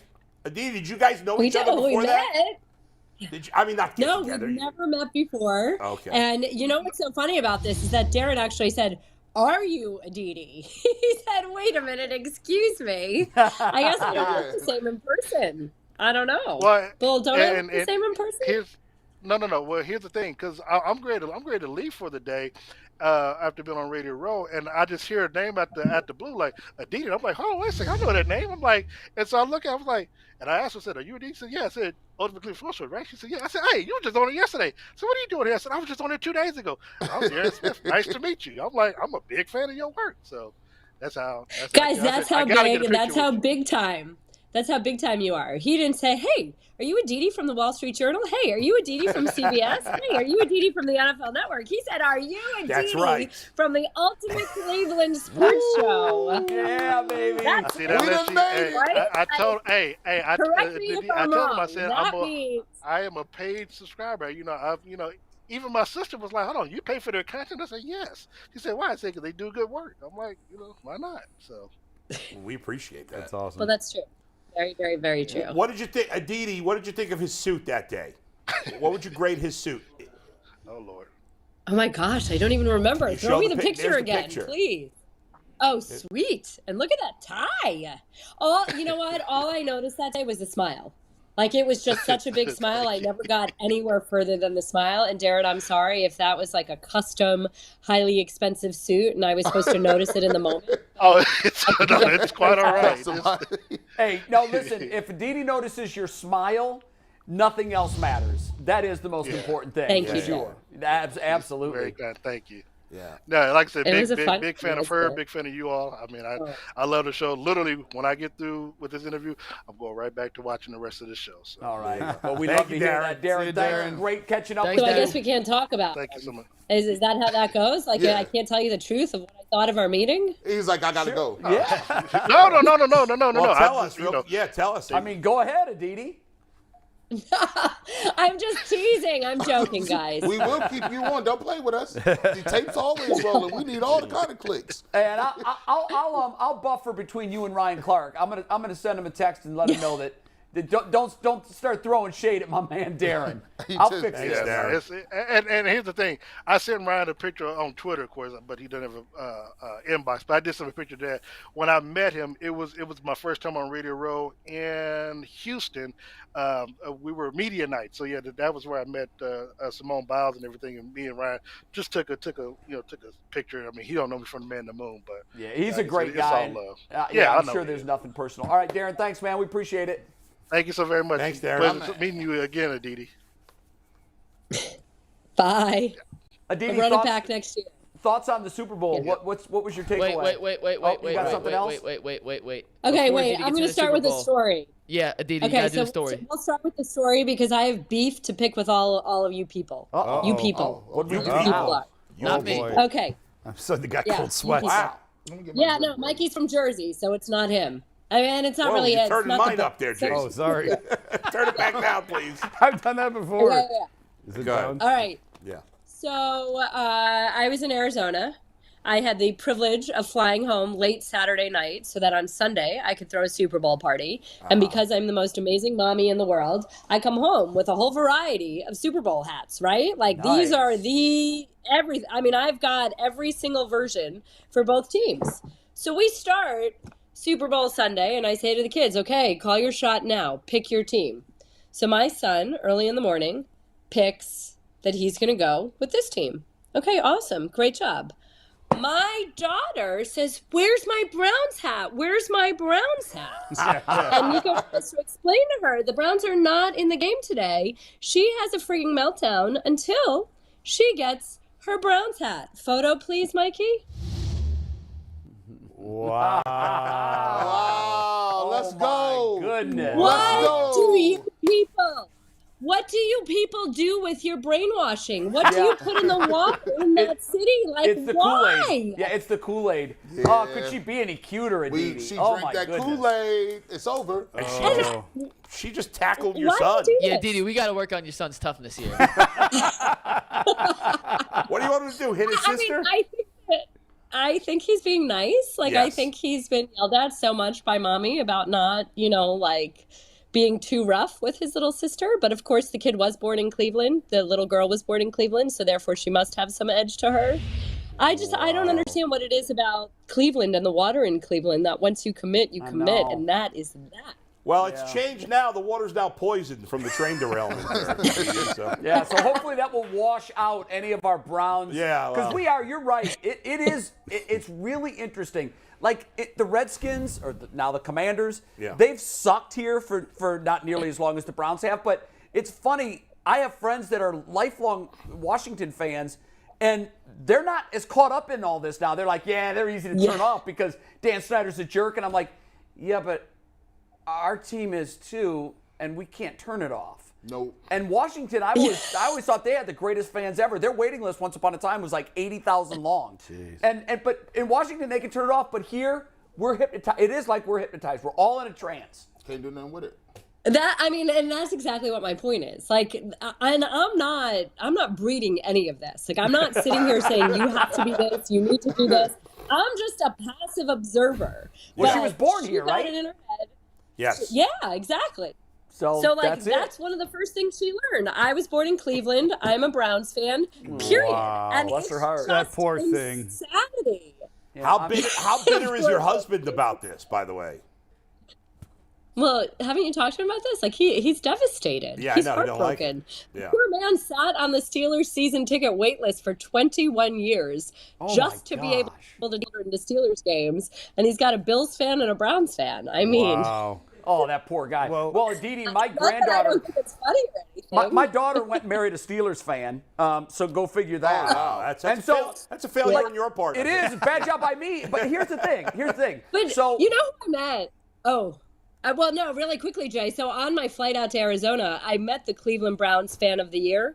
You know, this year they named a Fan of the Year for every single club, and they flew them out. So I met the Fan of the Year, Tim. He is the most classy, wonderful gentleman that you could meet. A condition of his marriage to his brilliant, beautiful wife, Kim, was that she converted from Steelers fandom to Browns fandom. Wow. He would Do you have not to take marry classes her for that? until she took an oath to There's a to course. the Browns. It's Apparently. it's like I becoming guess Catholic. Like converting from Judaism or Catholicism or something like that. This is a bigger deal. Well, I told my son-in-law when he asked permission to marry my daughter, I said, that's good, but we're going to have to come to some sort of an agreement about how you and my daughter are going to raise my grandchildren. Because I can have family, because my sister also married a Steelers fan. So I can have family that's married in that are Steelers fans, but I don't know how I would interact with blood family if they ever rooted for Pittsburgh. So after the first year of her life, when they made the playoffs, I said, Joe, this is a good thing. The Browns are turning the corner. The Steelers have been at the top end of the talent cycle forever, so it's their turn to stink. So we're going to raise her a Browns fan. But after the last 2 years, they both. I don't know that I want to do that to her. I really don't. So now I might just. It builds acquiesce. character to root for a bad team. Yeah, bullshit. Jay, I have some advice you for know you what? on that. It really does, and I think it teaches you perspective in a lot of ways. And yes. I'll be honest, when I was growing up, I hate saying this because it totally ages me, but when I was in elementary school in the 1980s, in the late 80s, the Mets were amazing, and the Yankees were the ones that sucked. Yeah. And everybody I went to school with was a Mets fan. They loved Darryl Strawberry and Doc Gooden and Greg Jeffries and all that, right? Yeah. Keith and the Yankees were. Who were the Yankees? The Yankees were Don Mattingly and nobody. I had Ricky Henderson. But they were mediocre. I think that made me appreciate when the winning finally happened. It gave me good perspective. You haven't really suffered as a Yankee fan. Stop it. Come on now. I'm not, the Yankees were. That's the like Yankees, the last 20 years of my life, not before then. Aditi. And now I don't care. Like the last 20 years, who cares? Since the 50s, the Yankees have been bad for 8 years. I mean, come on. There's no suffering there. Speaking of the Yankees, did you guys see at the formative years? I think it's your early years that really form you, right? So like. Everybody thinks it's, oh, yeah, sure, my son is a Fairweather fan because he loves the Bills. But you know what? When he decided he loved the Bills, he was 2 years old, and they were a mess. Yeah, but it's when they drafted Josh Allen and Tremaine Edmonds. Being a Yankee fan during those, 4 bad years is not like being a Browns fan or a Cubs fan where you suffered your entire life until you finally hope they have some success. And by the way, my sister and when my mother got remarried when I was an adult, both married Yankee fans, but they would both root for the Cubs if the Cubs played the Yankees in the World Series. Well, then they're not Yankee fans. Really? No. Their husbands are Yankee. I'm saying my sister and my mother would still root for the Cubs. Oh, I thought you were saying the men they married No, they would wouldn't. suddenly switch. No. I mean, you shouldn't have to give up your allegiance. But Jay, this is actually interesting. As you're watching the Chiefs and the Eagles on Sunday, Yeah. how far away do you feel the Browns are? Like when you look at what those two teams did offensively, Yeah. do you feel like Well, you're close? We were discussing this while we were all watching it. I don't think we're close. I think we're further away than we are close, if that makes sense. So if there's a bottom and they're the top, I think we're closer to the bottom than we are to the top. And again, that's true. As of today, I would agree with you. Right. It's going to all come down to, I hate to be a broken record, but what does Deshaun Watson look like next year? Because if Deshaun Watson is anywhere close to the player he was for the past 6 games, the Browns are screwed for the next bunch of years. They will be mediocre at best for a long time and have no options. If he's back to being the player he was in Houston, then I think they'll be closer to the top than to the bottom. However, you have 5 teams right now in Philly, Buffalo, Kansas City, San Francisco, and Cincinnati that are clearly in a class on top that everybody else is trying to make headway on. And it's not just one team, it's 5. And I would argue that maybe even San Francisco's not on that list until we know for sure about their quarterback. Okay. But go ahead. Yes, that's what I'm seizing on. The 4 teams have absolutely elite quarterbacks who raise the level of everybody around them. But that 5th, San Francisco, you're saying that because of the way the entire club is constructed. Yeah, but I think they're 5th out of 5. But I've already said this too. I'm on the record saying this, that Deshaun Watson needs to be a top 5 quarterback. For what the Browns gave up for him and the amount of money that they are paying him, he needs to be in that Patrick Mahomes, Joe Burrow, Jalen Hurts category, if we're putting Jalen Hurts in there. He better be up there. But when you look at the rest of the team, when you look at tight end play, Dallas Goedert and Travis Kelce, when you look at those 2 offensive lines, what the Kansas City's rebuilt offensive line and what that Eagles line is, when you look at the running backs, when you look at the receivers, when you're looking at Smith and A.J. Brown, when you're looking, I mean, the Chiefs didn't have as much sizzle, but still those guys caught the ball and did what they needed to do. When you look at the rest of the roster, what are you thinking? I mean, close or still not close? I don't know. Well, I mean, last year everybody said they were close. They were close. They were so more talented, so much. And then I've been saying I think we overrated their talent, and everybody disagreed with me. But listen, the Browns are better at running back than both of those teams. I think David Njoku is not really far behind Dallas Goedert personally. He's obviously far behind Travis Kelce, but so is every other tight end besides maybe Andrews and Kittle when they're healthy. Offensive line, I mean, I don't think the Browns' offensive line is really that far behind those teams. The Browns 2 years ago had the number 1 graded offensive line in the league, and they had some injuries this year. We'll see where they are. So, I mean, I think wide receiver, they're off from Philly, but Amari Cooper's better than any of the wide receivers on Kansas City, right? I mean, who's better? Juju Smith-Schuster. I mean, I give you that one. So I don't think they're that far behind. The question is Deshaun Watson that far behind? If he is, there's no chance. The play calling, coaching. Right? We have not mentioned coaching. Coaching. These coaches coach their tail off. Andy Reid coaches his tail off with no receivers. You know what? We'll see. The Eagles coach has done it for 1 year. We got to see it more than 1 year. Yeah, but specifically the Chiefs, everybody's behind Kevin Andy Stefanski Reid. won Rookie of the Kevin Stefanski was Coach of the Year his first year. We all thought he was a genius. So we might, and Nick Sirianni could be fired in 4 years. So who knows? We can see that. But I think, but to G's point, you see the creativity, and in Pittsburgh, that was kind of trending. So on Super Bowl Sunday, Matt Canada, their offensive coordinator, is trending, and you're like, why? It's because every Steelers fan is saying, watch what Kansas City is doing on offense, watch what the Eagles are doing on offense, and it's almost like take out the puzzle pieces. Like, who cares who's running it? But just watch what they're doing. That's what we said. And the Steelers don't do anything even remotely like that. In fairness, I hate to defend the Steelers, and I don't think Matt Canada is a very good offensive coordinator. But those teams have Patrick Mahomes. But those teams have Patrick Mahomes and Jalen Hurts. The Steelers had Mitch Trubisky, who most of the national media, I might have gotten it wrong that the Steelers were under 500, but I said Trubisky was a joke and a bad hire, and everybody said, oh, he learned under the Bills. He's going to be great. He sucked. He was the same trash he was when he was in Chicago. And you had no quarterback, so it's not an apples-to-apples comparison.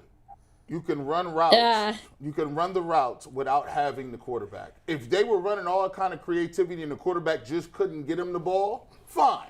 But we don't see anything like this from these other guys. We just don't see it. You can't point to two plays. Obviously, Andy Reid is a better offensive mind than any of these other coaches. I get it. But the quarterback does matter. It's a huge difference. More important than the coach. There's nothing more important than the quarterback. And those Steelers didn't have a quarterback, and the Browns didn't either. Now, we expected Watson to be a quarterback. He wasn't. He was terrible. And hopefully he won't be next year. But if he's terrible, no matter how creative the play calling is, the Browns still won't be that good offensively. And sort of to that point, Aditi, Garrett, we were watching the game together. Jay, Garrett, and I were watching the Super Bowl together. And, Thanks. And Garrett and Mike and Steve, Director Steve. There you go. And I wasn't invited. Thanks. As soon as I started, Hold on. Yes, you were, Aditi. Don't you dare say I didn't invite you. You were. Yeah. Aditi, of all the RSVP The knows. invitation had to come from the person who was actually hosting, not somebody else. Listen, No, Mike would- when the person that was hosting learns to tie his shoes, he'll then learn how to send out Evites.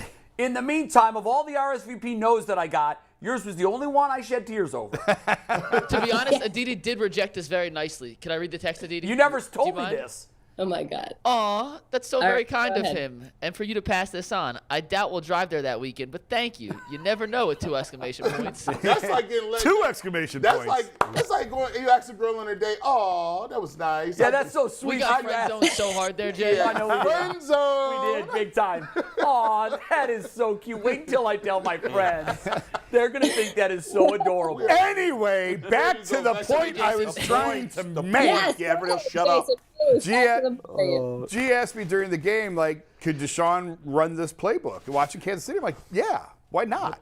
With a full offseason, with a full set of OTAs, with Kevin and Deshaun working together, why couldn't they run that playbook? Okay, but this goes back, Jason. Remember the story with Nick Sirianni. He came in as a head coach and wanted to call the plays. He thought that it gave him some level of authority. He thought it gave him some level of credibility. A few weeks in, he realized, I need to coach the entire team. I need to be available to every single position group whenever is necessary. His ego did not get in the way. He gave up the play calling duties, which he loved doing. He personally loved doing, but he thought the best thing for the club was to give Shane Steichen the play calling duties. And look at where we are today. Yeah, in but Philadelphia. he lost, Coach and the head coach that calls his plays, Andy Reid, won. Yeah, well, Who that's is a genius? Yes, but can we already establish that Andy Reid is one of the top, 2 offensive minds in the The 2 history Super of the Bowl game? coaches from last year both called their Yeah, plays. but hold on. Andy Reid doesn't call the plays. Yes, he does. No, he doesn't. Darren asked him the question, and he said 52%. They lie to the media. Oh, don't you they're see him lying on to the us. sideline No, all the time? He's calling the But plays. this is Listen. what even Andy Reid is saying. Look, Eric Bieniemy is getting all of the attention right now this week, rightly so, for pointing out the way the Chiefs could. I'm sorry, the way the Chiefs could exploit what the Eagles were doing defensively, seizing on something that Doug Peterson and the Jaguars did in a game that, by the way, I was on the sideline for. And even Andy Reid is saying now that perhaps the best thing for Eric Bieniemy to do is go off to another job where he very actively, like in Washington, call the plays. is calling the plays, and Right. no one is questioning He's that not in he's calling Andy's the plays shadow. the way that you're questioning whether he's calling the plays or Right. not. I mean, Andy came out and said, And I don't that's know the why he would problem. I lie think about that that. we give Andy a lot of credit. I'm sorry, go ahead. No, it was just, why would Andy lie about who's calling the plays? He was Right. asked point And he's blank. Well, then not, why because every time we talk about the Chiefs, you guys say Andy Reid's the best offensive coach if he's not calling the plays? Because he's done it for a long Because he's period. designing things. Yeah. Because there's 2 parts to it. There's 2 parts to it. You are looking at what's out there. You're designing things. You're creating things. You're suggesting things, which everyone said this week. Eric Bieniemy does too. But then there's also in the moment. Okay, what's the best thing to dial up here? There's 2 parts to being the coordinator, the play caller, the mastermind, the architect. Why do so many teams have a pass game coordinator, a run game coordinator, an offensive coordinator? There's a piece of deciding what to do, but then there's also in the moment deciding this is what we're going to right in this moment. She's preaching. And that's what Andy Reid does. And I just disagree. I think there's 100 different ways to do it, and there's no one right way. Kyle Shanahan has nothing to do with the 49ers defensively. Nothing. So there's two teams in the Super Bowl last year. But he recognizes talent. Sure, he recognizes talent on that side of the ball, don't you think? Does he recognize? But he has nothing to do with the game day operations defensively. Kyle's totally focused on the offense side of the ball. He's not the only one. There's a bunch of them like that. I just think there's a bunch of different ways to get there. I don't think there's just one road you have to take, and it has to be the head coach can't call the plays. Also, sure, but Jason, shouldn't we also say that you may write better on deadline. You may write a better game story than I can ever hope to write. I may write a much better lengthy enterprise story. Who knows, right? Like, everybody has different skills. Just because Kyle Shanahan can do it on game day, Kyle Shanahan is the offensive architect who comes up with crazy creative things that nobody else does, doesn't mean that person X or person Y or person Z is the same exact thing. I'm just saying, if you're questioning the offensive creativity 3 years in, then maybe there needs to be an injection of something different. Maybe there doesn't.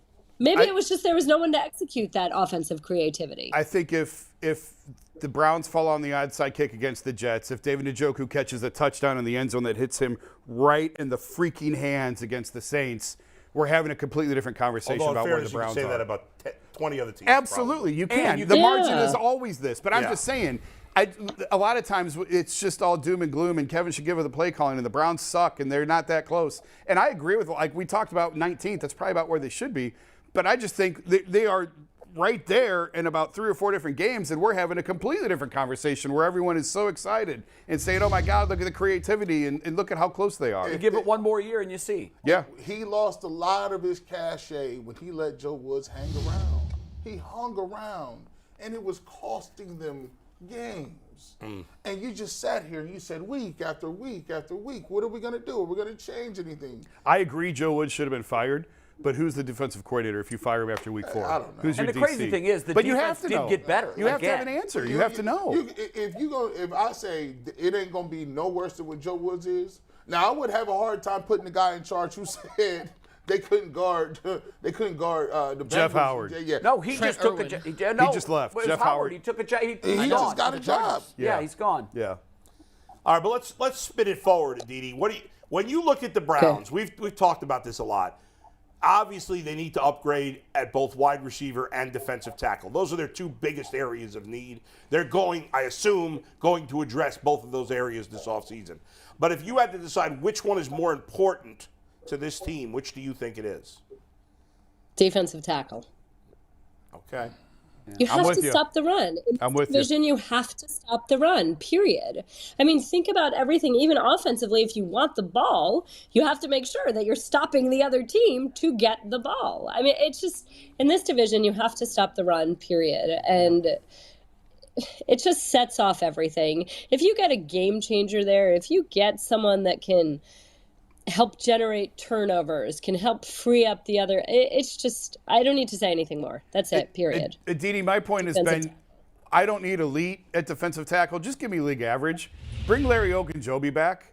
That's all. Like, do they really need elite defensive tackle with Myles Garrett there? Or can league average get by with then to be able to address another edge rusher? Give me another receiver or 2. I mean, just give me league average up the middle. Sure, but if you get elite, then suddenly that becomes one of the best units in the NFL. Suddenly that becomes a unit that really does indeed affect the game. Then it becomes, okay, our defense drives things. Give us something better than the worst that we've ever seen. Yes, right. The problem is, Aditi, you're right. I would like to see them have it. You can't get 2, like the idea of having 2 elite defensive tackles is not realistic. I don't know how you find elite defensive tackles. It's hard. The draft. Sometimes they develop, right? Sometimes they develop. The problem for the Browns has been that their ability under this regime to they have failed at either or both to recognize talent, certainly in the front 7 on defense, and to develop that talent. They've either gotten one or both of those things wrong because they have zero talent besides Myles Garrett in the front seven. Zero. Everybody else in the front seven stinks. Don't you feel like Winfrey is just young and raw, and Winfrey does indeed have potential? And that with some development. The one thing I would say is that defensive tackles sometimes do take a period of time. You think about, we were watching the Eagles on Sunday, and Javon Hargrave, I knew as a rookie in Pittsburgh, he was drafted by the Steelers, and he was a good player in Pittsburgh. He wasn't the player that he is in Philadelphia. Is part of that development? Yes. Is part of that opportunity? Yes. But part of that is also time. Whereas a wide receiver can come in and step in and have a significant impact in year one, often defensive tackles take a little bit more time. So there's something to be said for that. That is definitely fair. And we've got a lot of young ones. Carry on, it's a maturity issue. He's got to grow up. Yes, and when we look at the Eagles this year, there was significant conversation. There were still questions about Jalen Hurts, so much so that even after this game, Patrick Mahomes said the questions about Hurts should stop now. But it was that defense and that run game that were driving the Eagles for much of the year. Look at the number of sacks they had. Look at the proportion of run to pass. The way that the Eagles were playing, they were playing old school football to get to the point of where they were. So that's where I would argue a defensive tackle is worth it. You don't just want adequate. You want someone who helps set Myles Garrett up to be the single best defensive player in the league. That happens when you've got an elite guy next to you, too. Yeah, interestingly, the 4 teams that have made the Super Bowl over the last 2 years all had a top 10 defensive tackle. And I'm Mr. Offense wins, and I believe offense wins now. But you look at it, last year you had Aaron Donald and DJ Reader. Who won the game? Aaron Donald did win the game. Right. Aaron Donald won that Made game the for playoffs. them last year. And then this year you had Chris Jones and, they got 2. The Eagles got multiple defensive tackles that are really good players. So that is important. I can say there was all those teams got receivers too. Well, no. I'm not saying they won necessarily because of that. I'm just saying it's interesting that all 4 have a Your point have a being, top it's difficult to be at the top of the NFL heap if you don't have someone really good. I don't even know if that's my point. I'm just I don't know if that's it's an observation, and it is only 2 years. Yeah. But you know what? It's my point. If you played that exercise and you went back, you'd probably find that over the last 10 years and the 20 teams that played, 16 of them probably had that really above average defensive tackle. I know none of those 4 teams had an elite running back, I'll tell you that. None of them had an elite running back. The Chiefs had to rebuild their offensive line because of what the Bucs defensive front did to the Chiefs. So we could keep going back if we called it all up, and I bet, Adam, it goes far further than that. Yeah. By the way, Aditi, one thing. I do think it's not unfair to say Jalen Hurts has got to prove it one more year. 1 year is not he wasn't last year. He wasn't that good. He was okay. He's got to be. To me, you're not elite until you've done it at least 2 years.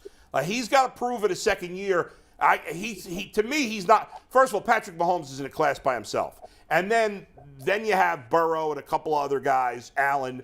But you've got to play at that level for at least 2 years before you get in that group. To me, I didn't even, as much as I love Burrow, I didn't put him in there until after this year because he played at elite level 2 years in a row. I think you got to. He's obviously part of it. Consistency is a huge. Yeah. Jalen's life is a good. Had 5 different college, 2 years in a row. That's the first time he's had the same coordinator in consecutive years since he was in high school with his dad. Now he will once again have a different coordinator. And of course, his life is easy. He's got 2 number 1 wide receivers. He's got an elite veteran offensive line. He's got a great run game. Booby Miles Sanders was running phenomenally this year. So yeah, the pieces are in place. And I happen to really like Dallas Goedert. I think that Dallas Goedert is a tight end. I am willing the same category as not Travis Kelce. I'm on the mark.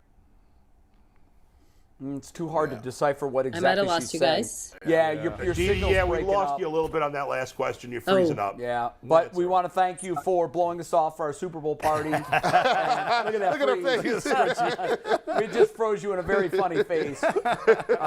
We still love you. Thanks, Aditi. Thank you. Great. Bye. was class funny. act is always. I She's do like awesome. how she let us down so politely, though. That was a definite friend zone blow off. I need to get that together right there. Yeah, I need to keep that. Like that was a really nice way to blow people off. I didn't even feel bad. I was like, oh. Yeah. Somehow you feel bad when Yeah, she you says no, she can't Like come. you feel She bad for did make me burdening feel her. bad. We got the text from Bull, like you had just arrived, I think. I just got there. And I hadn't seen the text, and then Yeah. I finally looked at it, and Bull just texted and said, "Man, I can't make it." It was like, I think when the time, It's Yeah. 5:04. yeah, the party's supposed to start at 5. I know. And he said, "Man, I can't make it, my son." But a sick kid is the best excuse. Yeah, I mean, you got to do what's best for your kid. he felt bad. He was like feeling sad, and I didn't want to Yeah, watch the game without well, him. I think Age was a little bummed that he couldn't Yeah, he come. was. My AJ, kid- my you're son younger. AJ looks older that's than me. too We have to bad. talk about this. Yeah, What are he you did. talking about? He looks older. He sounds older. Yes. When he speaks, like, Dad, It was so can you dumb. drop me off at the 8th grade dance? You just like do a double take. He's Like, in he's sixth not even in grade. 8th grade, is he? He's in sixth Great. The grade. guy's Yeah, got a middling. voice deeper than Yeah. McNuggets. Like, it was something, man. What y'all doing? He's huge, Jason. I mean, listen, I love you, man, but We- something's up. Are you saying his wife slept with the mailman? Wow, that's the most polite way I've ever Hey, heard if- someone if- accuse someone of not being Is your the mailman son tall? of their father's son. If the some- son's I father. told them at the party, like, this was not the first time I've brought this up to Jason. But Something's up. AJ, so it could have been a nicer kid, by the way. A, Oh, he's he's great. wearing a Mahomes jersey, which baller move. B, he challenged me to pop a shot, Yeah. and then tried blocking my shot. And like, I don't care if you're 12-2 or Shaq. He tried blocking your shot on Papa's Well, it's because I shot. beat him, and yeah, I have no problem beating a 12-year-old. Pause. Wait, that came out wrong. I have no problem. Mikey McNuggets, quote, I have no problem beating a 12-year-old. Don't quote me on that. It's a good thing we don't have an FCC license. Yeah. No, but he was like, because Jason told him I played college basketball. He's like, oh, let's play Papa Shot then. While Director Steve, which tomorrow we're gonna unveil the second worst golf shot in UCSS history. Oh, wait, do you have it on video? Oh, I got it on video. Oh my I God. got it on Director video. Steve shooting a golf ball. It was all off. So to he the was side. playing the Waste Management Open in Phoenix because he said I'd really like to try this. So I said Yeah. okay, and I didn't say anything about be careful. This is my handicap you're playing with, and it will be adjusted by what you do. You very much lost your He handicap. was 55 over par. Collectively, there was a bunch of people that played holes. I think they were on the 11th hole. Well, so you And gotta we start. were Steve 55 over started. par. He went 8 over on the first hole, No, 9 over on the 9 first over hole. on the first hole. Oh my No, God. no, it was 7. Oh, it started with 8. I was right. Yeah, you were it was right. I 8, started with 7, 8, but then 9. and I parred my only hole. I parred for you. So. Yeah, so he was 24 over par after 3 holes. But progress. So my handicap is shot, and I can't delete it. It won't let you. I would have logged out my username in a heartbeat. I thought about logging Oh, out. hell no. After I saw him posted 8 over, I thought, you know what? I mean, hold on. Corey's got a profile on there Yeah, too. let me I was going to put it put under him Corey. on profiles. Corey'd come home and be like, well, how did I get to be a +7? Be mad as hell. We do got to do PCC real quick and let you guys know what the people out there thought about my apartment issue. But first, if you need a job, PCC Airfoils wants you. They are the leading manufacturer in Northeast Ohio of airfoils, which we all know is a very important part of an airplane. What they do, we're not sure, but we know they're important. All locations of PCC Airfoils at East Lake, Menor, Wickliffe, Minerva, hiring for all positions starting at $18 and up, plus full benefit packages, paid time off, and signing bonuses. You can apply online at precast.com/careers to learn more. Bull, you suggested waking up at 6 a.m. and doing the same thing. Mm-hmm. That is also what the Quag suggested. Just wake up at 6 a.m., do the same thing right back to That's them. the boss move. Graham Dog 6 says sleep with some Bose earbuds. No, why should you have to do that? Yeah, I don't know if I could do that. Evan 419 says blast music loud half an hour before they wake up. That's what I said. And then Becky says, McNuggets, I think you should offer to pound on your neighbor's wall when you get up at 7 a.m. They're obviously hearing you do that and not their alarm, so they're clearly getting up closer to 7 anyway. Your pound is just their alarm. So That's a Maybe- that is a woman. Becky, Becky, is that not like the Logical. diplomatic solution? Yeah. I used to have this. I used to live up. Well, I still live upstairs at this apartment, right? And so one day I came out, bro, and there was just like some random homeless dude sleeping in the hallway. Oh my God. Just in the hallway, bro. Yeah. Just in. Blanket, pillow, or just No, on just the carpet? Just it was like it's wooden stairs. It's only like 3 apartments. He was like inside. See, but I'm a nice person. It was like negative, I don't know, 30 or something. I just let him chill. I didn't feed him or nothing. Like we're not gonna have this. Is not gonna be a YMCA, bro. But There shouldn't be any homeless people in a country that has billionaires. So he was just in there, and I'm like, so my wife was like, "What will you do?" I was like, "Well, I'm gonna leave him there. I mean, if he goes outside, he might die or something." And that's on my conscience. So he just came in to get out of the cold. Right. I'm not making a joke, but you would think like, I mean, I guess it's hard, but because you're from somewhere. But if you were homeless, you'd move somewhere warm, maybe. Yeah, well, I would. I've always said that. When we lived in Tampa, I was always surprised at the lack of homeless people. Right. By the way, the most aggressive homeless people I've ever seen is in Seattle, and it's usually like 20-year-olds that like probably could be home. So I saw a documentary about that. But they just choose to live on the street. I saw a documentary just last week about the homeless problem in Seattle. Oh, like, it's unbelievable. The drugs, and it's just like there's people that go there, and that just whole communities now of just homeless people, and they're young too. They're not like... Most of them are young. Right. Most of them, they figure too, because I saw it as well, they figure, but homelessness, a lot of it has to do with mental illness. Yeah. Absolutely. Not in Seattle. That's the weird thing. They're so young, they skew way younger. Yeah. They're looking at the homeless community in Seattle as a bubble to avoid being charged for illegal activity. They're shooting up drugs on the streets, on the sidewalks. I was in San Francisco a couple of years ago. San Francisco's always been my favorite city in the United States. Beautiful. Natural beauty. I love the people. I love the culture. I love everything about San Francisco. The last time my wife and I were there, we were aghast. Overrun with homeless people. It's out of control. Yeah. You can't do it justice unless you go see it.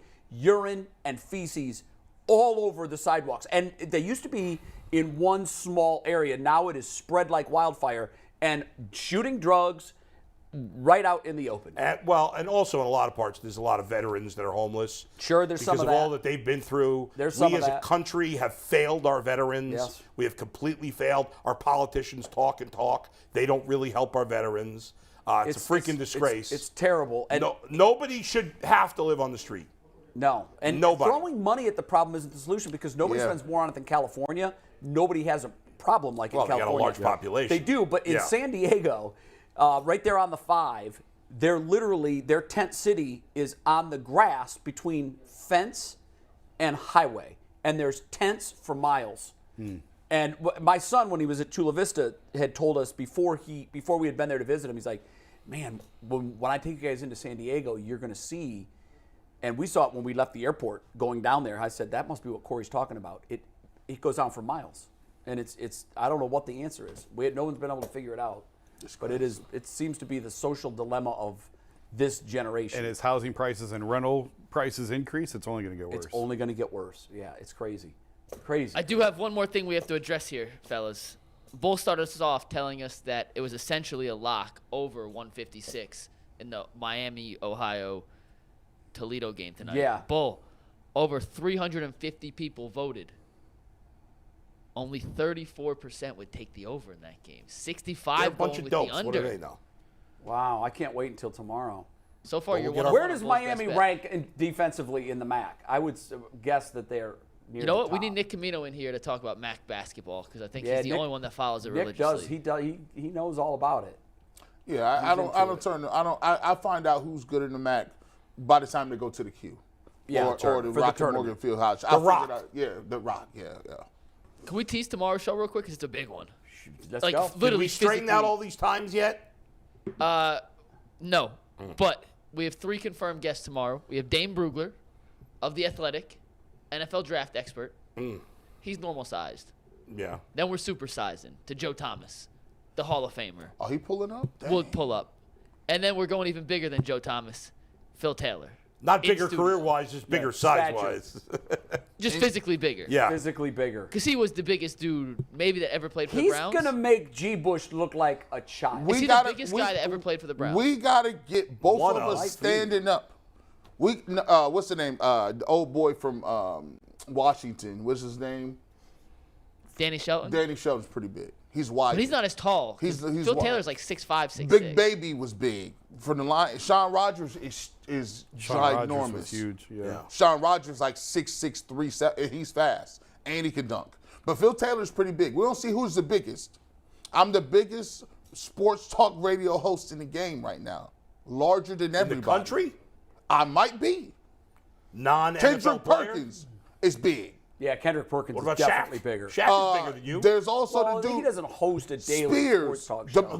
Marcus Spears, Marcus Spears big is boy. Marcus Spears We is should get him big. on. He's good. We've tried to get in Spears. Yeah. We got to go through ESPN. The ESPN thing. sucks. Yesterday, Steve asked me for a name at ESPN in their booking. I gave him Bill Hoffheimer. He's a great guy. And Bill would do it, but the policy is Can't you go around can't those do it. guys? Stephen A. for Friday, Is that locked?